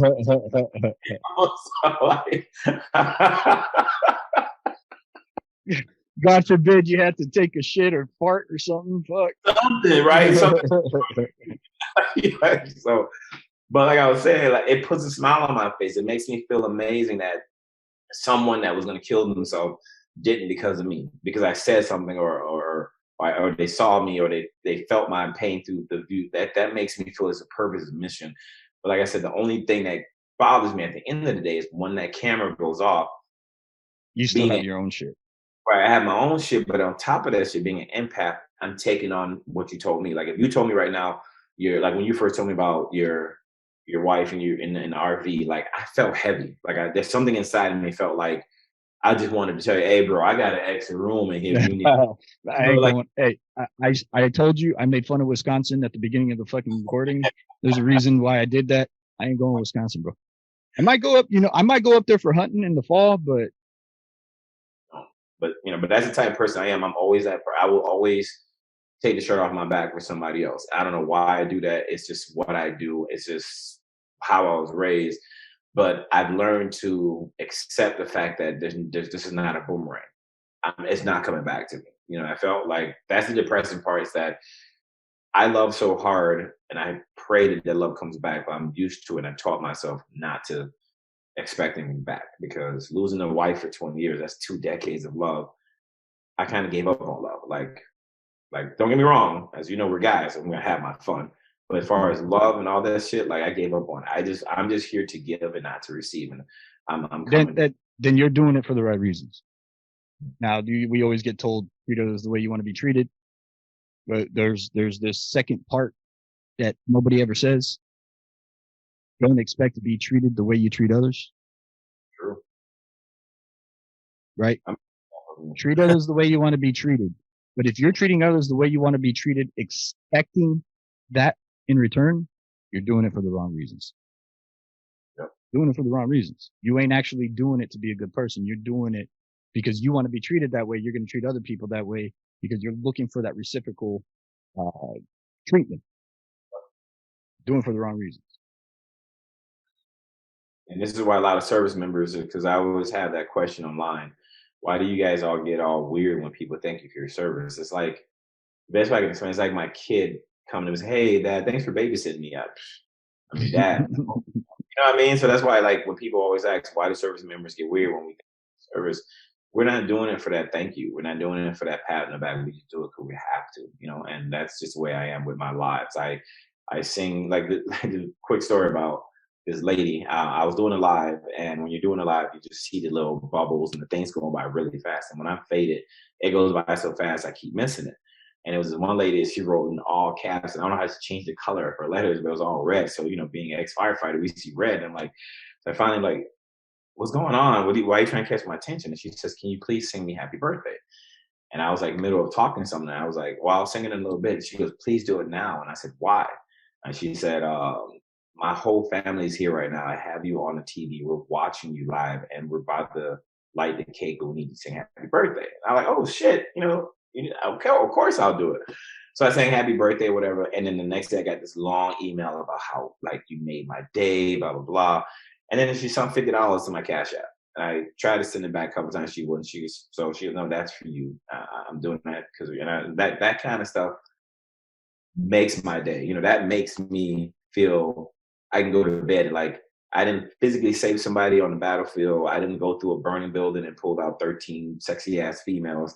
But the fact that she had that moment and it was because of me makes me feel amazing. There's people who are friends today that they talk to each other from Canada and Australia, whatever, because when they were on my live, I promote, don't just look at me, make friends with people in here. And there are people who are like, hey, me and Casey, we're going to Canada next week, and we would have known each other if it wasn't for you. That makes my day. That I can go to bed happy, even though I'm going to bed alone, but I can go to bed happy that those two are friends now because of me. You know what I mean?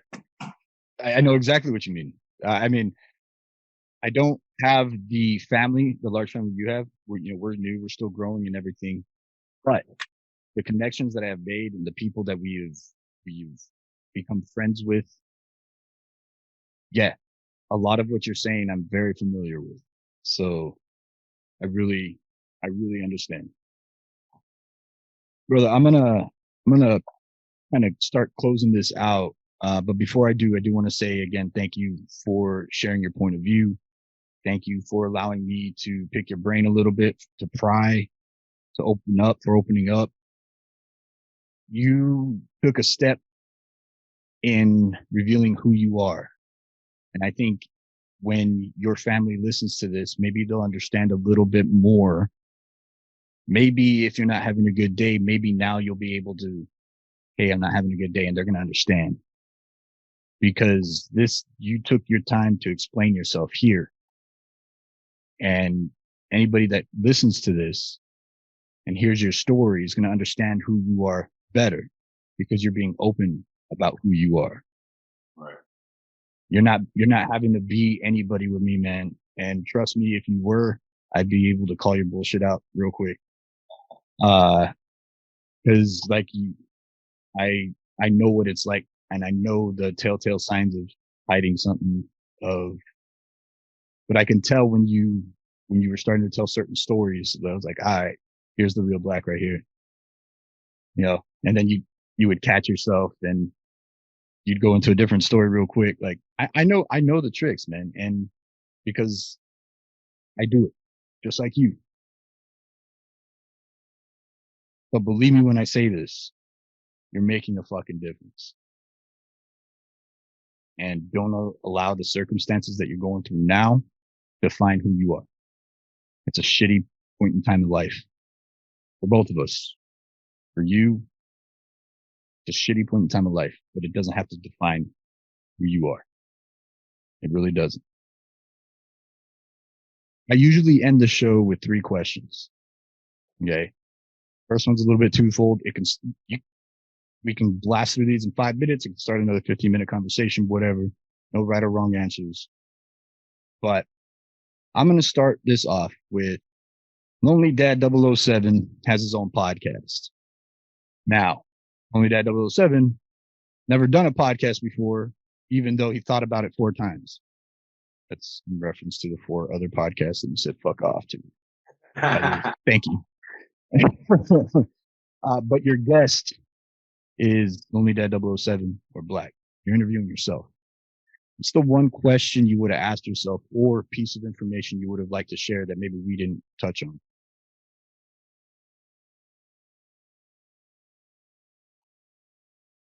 Wow. Pretty deep question, huh? Shit. I never been silent.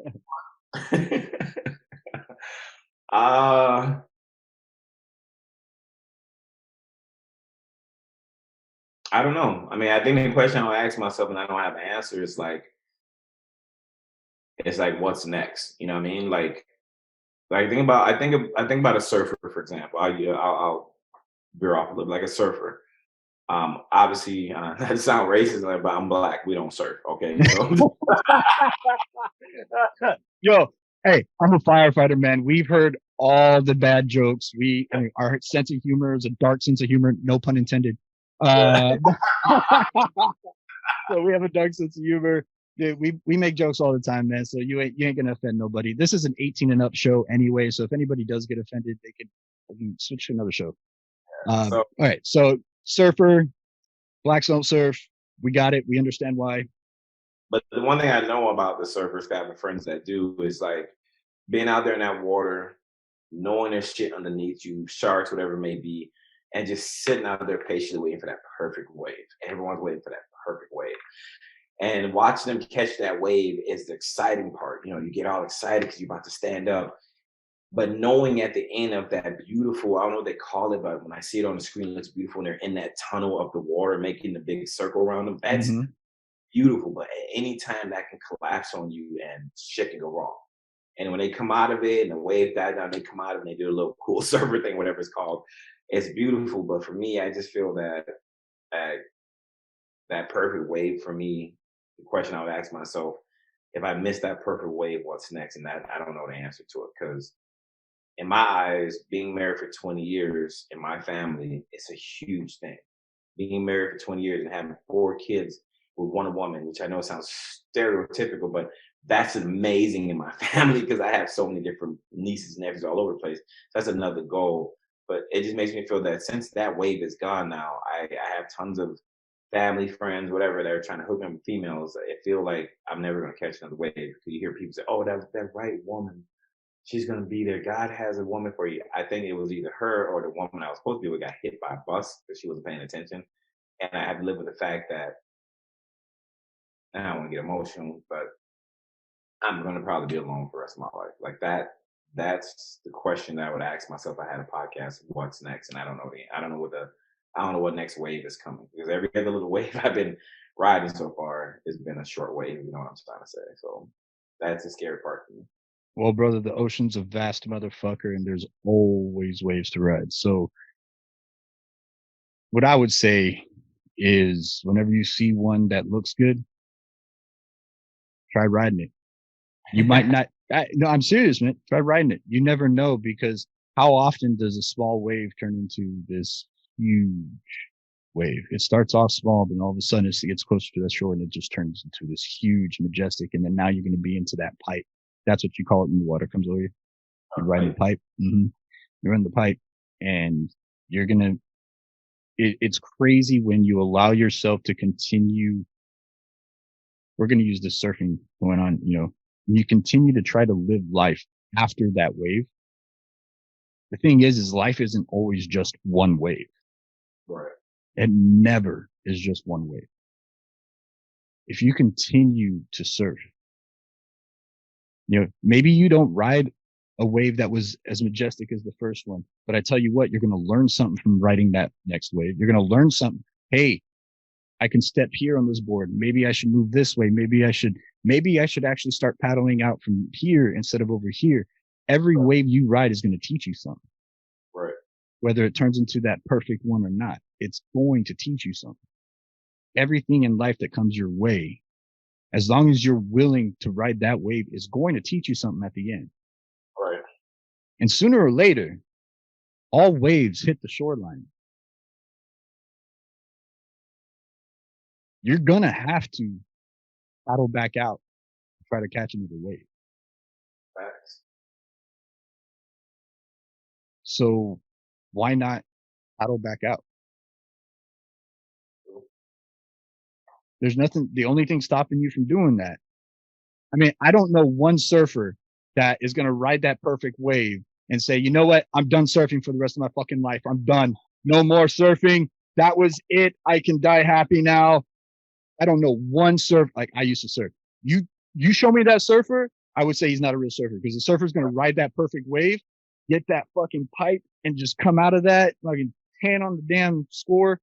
And they're going to want to, that's drug.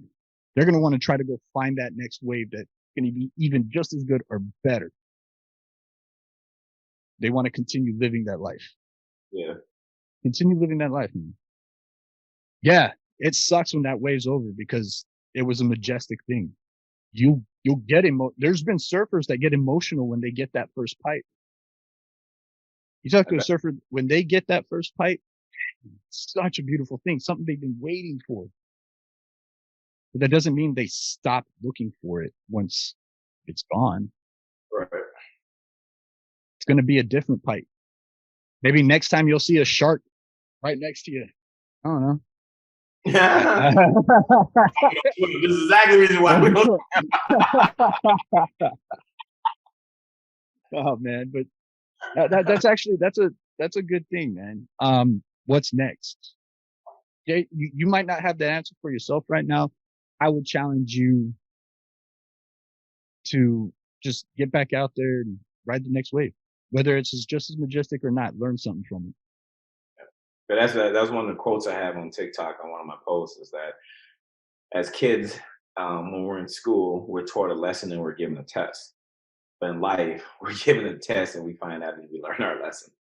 Exactly. And what's cool about life is we have the choice in the tests that we take. True. So how many lessons are you willing to expose yourself to? How many tests are you willing to expose yourself to learn not only about yourself, but life in general? Learn new people. Look, you actually, believe it or not, you took a risk in coming onto the show and writing the What Makes Us Fire wave and exposing who you are and sharing your story, not knowing me. You didn't know me from shit, man. You knew me you saw a couple of my videos. I reached out to you. We never talked before. We texted. Maybe I can count 10, maybe 15 texts. That's it. Yeah. We don't know each other, which I actually like doing, because that means not only as I'm learning about you and talking to you, the audience gets that true feeling of learning about you and talking to you just like I am. Right. So that's what I like about it. It's different when you have somebody on that you know, right? Because then you have to bring up memories and everything. But me, with you, I'm learning about you. Right. And you took a risk coming onto the show. You took a risk exposing and sharing your story. Who's to say you can't take that kind of risk for yourself in life by making another decision to start doing something? It's there. It's within you, man. I appreciate it. My second question to you is a very simple one. Do you have any questions for me, brother? I'm an open book. Barring talking about anybody or sharing anybody else's story that I didn't get permission to share, I'm an open book. If you want to ask me something, ask me. I mean, the first question that comes to mind, if you want to be honest with you, is like, are you okay? I mean, your story is kind of like stuck on me now. Divorce, like you said, one thing I respect about what you said, you and I could be standing in the woods and we both see Bigfoot, but at the end of the day, our story is going to be different than what we saw. And I know that you're going through divorce, and I can say I understand, 'cause I went through it too, but I'm not you. And my situation was due to my financial background with the VA. I got help to find this place right away to get me, established. But when you're saying you're living out of your RV like that, honestly, like, I feel like someone stabbed me in my heart. So I guess my honest question is, are you okay? And I know that's a loaded question. Yeah, absolutely. It's a loaded question. And I'm going to answer it just like you answered yours. Yeah, I'm okay, but no, I'm not. I'm alive. I'm kicking. still able to do my podcast. I'm still able to run the nonprofit. I'm still able to go to work. But the life situation, like you, was completely different after 14 years. And I'm learning how to be okay with the current situation. I'm learning how to. Am I? No. You would have caught my live Friday night last week. No, not last Friday, the Friday before last. If you would have caught that live, you would have seen me crying, breaking down. I was hurting, but I went live to keep myself accountable. Yeah. I have a history of self-harm when I get into my head. And I knew I wouldn't do anything stupid if I went live. But I was here alone, had one too many whiskeys, and I was coherent and everything. I was just sad, man. I was just really, really, really sad. Yeah. And I went on live to keep myself, like I said, keep myself accountable because I knew I wouldn't do anything stupid on live. Right, So it was kind of like my accountability system. And I was proud of myself because at the end of the night, I didn't do what my mind was telling me to do. You know, September 20th last year, a few months after that, I got this big ass scar on my arm and nobody else did it but myself. You know, and that all stems from something that happened to me as a kid. It's just something I've always done. I've always resorted to self-harm whenever I got in my head too much because of what happened to me as a kid. And so when you go through this other life stress now that I'm going through, like logically, I know I'm okay. Logically. Let's use our logical brains here. Take emotion out of it completely. Do I have a roof over my head? Yes. Do I have food in the fridge? Yes. Do I have air to breathe and water to drink? Yes and yes. Am I okay in that aspect? Absolutely. Right, right. Emotionally, I'm fucked. I'm so fucked up right now. Yeah, I can laugh about it, and then very next minute I'll be like, fuck, get in my head, and I'll be like, you know what? I don't have to be in my head. It's my logical brain, and I'm trying to do that therapy, right? Like cognitive behavioral therapy. Mm-hmm. Let's think about this a different way. So like, I'll get in my head, think sad, and be like, no. Let's think about it like this. I'm literally like two voices in my head, devil and the angel, constantly fighting. People are like, that's schizophrenia. That's borderline personality disorder. It's like, no, it's not. It's literally rewiring my brain to not have one situation always mean that I have to react a certain way. True. Like you said, listening to that same song until it doesn't affect you that way anymore. Yep. It's kind of like the same thing up here. When something happens, I got to repeatedly tell me I don't have to think about it that way. I don't have to think about it that way. Allowing myself to feel the immediate emotion, but have that logical mind be like, hey, you don't have to keep that with you. Come on, let's move forward. I feel you. I appreciate that question because, I get that. I get asked that a lot. Every time I go on live, everybody's always asking me, are you okay? Or they haven't seen me live since the last time they saw me. Last time they saw me, I was crying. I was emotional or I was upset. Now I'm all dancing and happy. But like I said at the beginning of the show, that's depression, anxiety, and PTSD. I'm not going to, what I do on my platform is I share everything about me, all emotions, good, bad, ugly, and different. Sometimes I get on live and just play music. Sometimes I get on live and I'll get on my soapbox about mental health. Sometimes I'll get online and share what's making me upset and sad, and they'll see me cry. And it's like, with me, I'm trying to make emotions normal, no matter what the emotion is, for everybody, especially for our civil service members, because we all have emotions. None of them have to be harder than the other. Right. But if I'm going to preach it, like if you're going to say it, you better be about it, right? Exactly. So I'm trying to be about it, and I'm trying to not only preach it, I'm trying to show that it is possible. Not easy, but it is possible. Thanks. My last question for you, brother, is a little bit more complicated. Okay. You're on the What Makes Us Fire podcast, but I want you to don't think firefighter.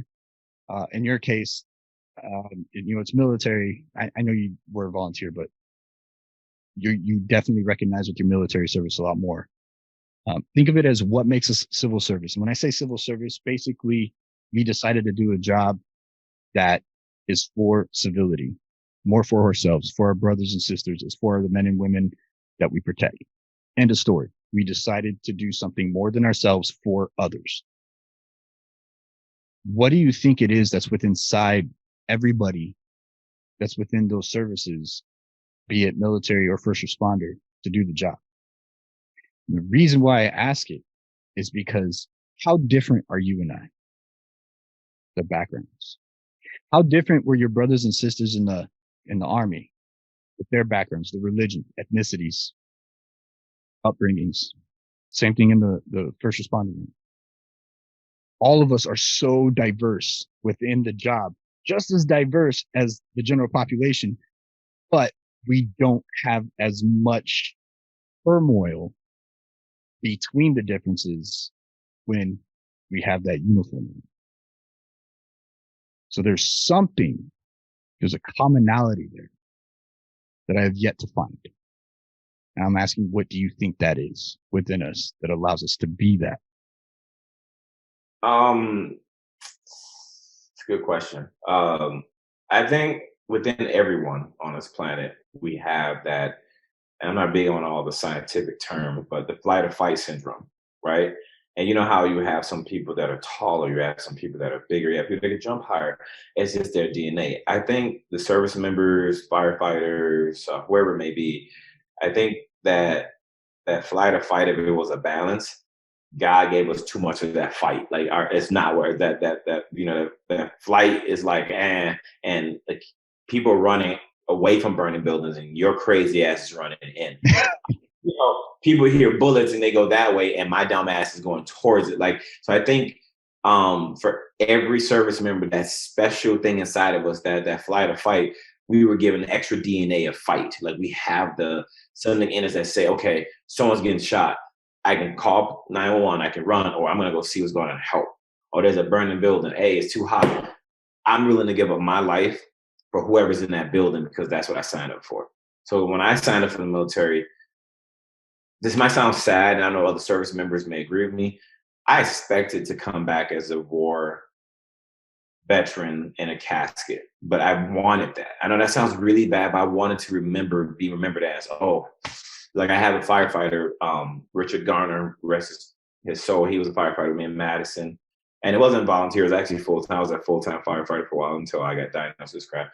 He passed away, and it was sad, but he told us, and we all made a promise, we are willing to give our lives for others. So to answer your question, what makes us different? I think that when you make Kool-Aid, you're supposed to put a little bit of sugar. God put so much fight in our Kool-Aid that it's just in our DNA. And I love the fact that it's in me. I don't judge anybody else that runs away from fires. That's their business. But that special DNA that's in us that makes us want to go help, wants us to run into that burning building, wants us to fire back at that bad guy, or just wants us to help the old lady across the street. I'm happy that I have it. What do you think it is that allows you to, because you're in the military, right? And you told your story about Wisconsin, about how you were treated differently and how you did not like the way you were treated at some points in times. But as soon as you signed up for the military, you signed up your life for those people that disrespected you. Yeah. Protect them, right? It takes somebody special, because when you're in the general population, something like that happens, motherfucker, I'm gonna beat your ass and I'm going to do this, I'm going to do that. What would you think? But now you're making a decision. You're saying like, I hate what you did to me, but I'm still going to go fight for you. Right. It's like family. Like at my house, we had a rule. I hated the rule because it happened sometimes. My rule in our house was one fight, all fight. Like we would fight with each other individually, like who stole the last piece of Snicker bar or whatever. But like if someone came to the house to mess with one, we all fucking somebody up. Like it was like, even when I was like 14, I think I punched somebody the first time when I was 14 because the guy was hitting my brother, and I was like, it was probably like one of the most sissy punches I ever thrown in my life. Like, but it felt like I helped, you know what I mean? And then when it was all over and everybody was bloody and bleeding, and I'm sitting there with my hand hurt, I got a high five, I got pat on my, hey, that's where we protect each other. And that made me grow up where you and I could be best friends and mad at each other. If a motherfucker come fuck with you, we fucking them up. I don't mean to cuss on you. Sorry about that. No. Hey, like I said, 18 and up. Every shit, piss, fuck, cunt, cocksucker, motherfucker, just fuck, turd, twat, man. Whatever the fuck you want to say, it's all good. So it's all good, man. Because words in one sentence. It's a Blink 182 song. Just then yeah, literally the last lyric of the song. It's that, and then the last lyric of the song. The last thing you hear is, "I fucked your mom." That's all it is, man.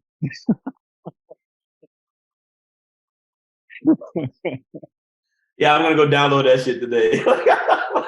Yeah, I'll send you the link to it, man. I'll send you the link to it. No, but like I was saying, that's just the way we're built. I mean, I hate to make it sound like we're special because like Bo Hussein, why is he so fast than everybody? He's human. He's just like the rest of us, but something in him made him super fucking fast. So like for us firefighters or civilian, military personnel, I just think we're just overloaded with that DNA that we're meant to fight, we're meant to save, we're meant to sacrifice, and I don't know. That's just how I've always been. I like that. I like that answer.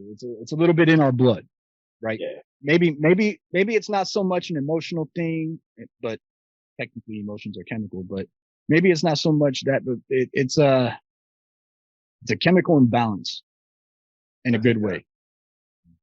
In a good way, right? It's chemical imbalance in a good way. All emotions are chemical and electrical shit, man. That's all we are literally walking electricity. Yep. So maybe it's just a little bit of a chemical that shoots off a little bit of this extra electricity that allows us to do what we do. We're able to break everybody down to the human level and be able to be there for them on the human level. That's it.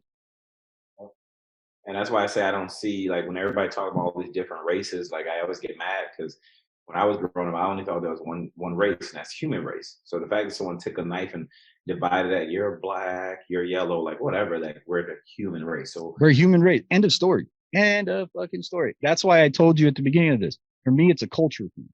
It's not a color thing. No, it's a culture thing. We're all human beings. We decide how we want to act as human beings. Mm-hmm. And how we act is a cultural, not a race thing. I agree. Well, man, thank you for coming on to the What Makes Us Fire podcast, man. Thank you for coming on the show. I want to invite you. I know you're all the way up in fucking Wisconsin, so, if you can make it, great. If you can't, October 15th through the 17th, the What Makes Us Fire Nonprofit Foundation is hosting the What Makes Us Fire TikTok Riverwalk Takeover in San Antonio, Texas. Okay. And what we're going to do is San Antonio has a Riverwalk. And what we're going to do is we're going to take it over. We're going to have a large meet and greet event. And the event is to help raise money for the nonprofit. I already told you what our nonprofit does. And I want to invite you out there, man, because I would love to have you out there. I'd love for you to, you tell jokes and everything. We're going to have a large party, and put you on the mic, tell some jokes, have the people who, love you and who support you be there and say hi. Allow yourself to, just loosen up. We can meet. I can shake your hand, man to man, give you a hug and say thank you. And, I want to invite you to that. Other than that, Black, Mr. Lonely Dad 007 on TikTok. Are you found anywhere else on social media, or are you just kind of strictly sticking with TikTok right now? TikTok right now, because that's where I blew up. So I'm just being dedicated to those guys. All right. So you guys heard it. What Makes Us Fire family? You heard it. Look for Lonely Dad 007 on TikTok. This man's a good human being, military veteran. I did not know he was a firefighter veteran. So he gets he gets a couple extra cool points for that. And, you guys go check him out. listen to what he's got. If you like what he's sharing, become a part of the Lonely Dead 007 family. Remember, have fun, stay safe, show some love and peace out in the world. You never know who's going to need it. You never know if you're going to be the one to make the difference, and being that difference, like Black here and I have said, it feels good. It feels good being that difference. Be the change you want to see in the world. Don't let the world dictate how you want to see that change happen. Just be better. Something new I've been saying, and Black, this is for you as well. Nothing in this life worth having is easy. Absolutely nothing in this life worth having is easy. Keep pushing through. It's worth it in the end. And when I see you, I want to do the NBA thing. I have this t-shirt company came out to me, and I had to make up this logo. So I have a shirt coming out, and I want to do it where I want to sign my shirt. And that shirt you have on, I want one too, but I want you to sign it, and I want to exchange it. I'm gonna start collecting shirts and shit. That'd be kind of hell yeah, man! I'll get you a What Makes Us Fire shirt. Now this is a Soldier Solution shirt. This is a Soldier Solution shirt, but I can get you a Soldier Solution shirt. I know the owner. So what Soldier Solutions does, we're going off in squirrel moment real quick, but that's okay. What they do is they're a nonprofit. They help veterans get back up on their feet by hiring them at their apparel line, and they help retrain rescue dogs into service dogs. Okay. For our military veterans and our first responders. So they reached out to me. They saw what I was about on TikTok online. They liked what I did. They said, hey, can we send you some stuff? I said, well, who the fuck are you? They told me. I was like, all right, cool. Yeah, I'm good with that. As long as you're helping veterans or some type of service member, absolutely. And so they sent me some gear to wear when I do lives. I'm on the podcast, talk about them a little bit. Also, man, I strongly recommend you checking out the Everyday Heroes Podcast Network. These are podcasts that are directly hosted by and or directed by civil service members, be it cop, firefighter, military personnel, EMTs. Like they are all civil service members. I don't know if you listen to a whole lot of podcasts, but I highly recommend it. Highly recommend you going to check out Eagle on TikTok, FIEGLE. He created the Recall roster. Yeah. And he is a military veteran, and the Recall roster is solely for helping other veterans as well. He's a good dude, and I think you would enjoy what he shares and stuff. And I'm gonna have him kind of check you out as well. Oh, sure. Thank you again, brother. I'll talk to you later. All right, what'd I tell you? That was Mr. Black. And I want to thank him again for coming on the show and sharing everything that he did with us, especially with what he's actually going through right now. Very recent, something that I'm actually going through. And he shared it with you, the family, in hopes that it lets you know that you're not the only one out there that is going through some type of life struggle. You're not the only one out there that has probably recently had those thoughts. And it's okay if you did. Set that timer. Get out of it. Make the choice. It's that time of the show where I say thank you for listening, and I appreciate you following and sharing.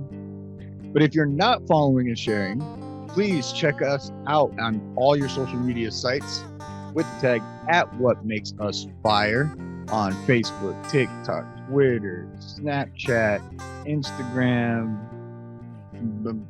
Wait, what else is there? A whole bunch of other stuff. Oh, House Party, I think there's another one. Or, if you would like, you can always email me at whatmakesusfire@yahoo.com. Send me whatever you want. Question, comment, concern, cuss me out, whatever you want. Just send me a message. You can also visit whatmakesusfire.com if you want to learn a little bit more about the nonprofit, hear about some events that we have coming up, or listen to the podcast in a different way. If you're finding yourself right now in a crisis and you need to talk to somebody, What Makes Us Fire endorses two very, very, very important lines of help. First is the National Suicide Prevention Hotline. It's absolutely free, anonymous, and confidential. Make the call. Start the conversation. 1-800-273-8255. Again, the number is 1-800-273-8255. Making the call, you're not just there yet with it. That's okay. We'd like you to visit suicidepreventionlifeline.org, where you will find a multitude of resources to help you and your path on getting better with your mental health. The National Suicide Prevention Hotline and suicidepreventionlifeline.org in no way, shape, or form sponsor the What Makes Us Fire podcast. They are just two very important resources that we here at What Makes Us Fire believe can help you. I also want to extend an invitation to all of you out there. The What Makes Us Fire Nonprofit Foundation will be hosting a What Makes Us Fire TikTok Riverwalk Takeover in San Antonio, Texas, October 15th through the 17th. Come out, San Antonio, hang out with us, make some friends, make some content, support the What Makes Us Fire Nonprofit Foundation. Go to whatmakesusfire.com, click on the Events and Fundraisers tab. It is the first event on the right-hand side of the page. There you can purchase your lanyards to let everybody know that you were a part of the event. If you have any questions, please email me and I will be happy to ask them. Also, if you find it in your heart to make a donation to the What Makes Us Fire nonprofit, you will be helping not only the nonprofit, but you will be helping the podcast as well, getting other guests, traveling, hopefully doing more in-person interviews. Saying all that, I want to say thank you, thank you, thank you, thank you. Have fun, stay safe. Peace.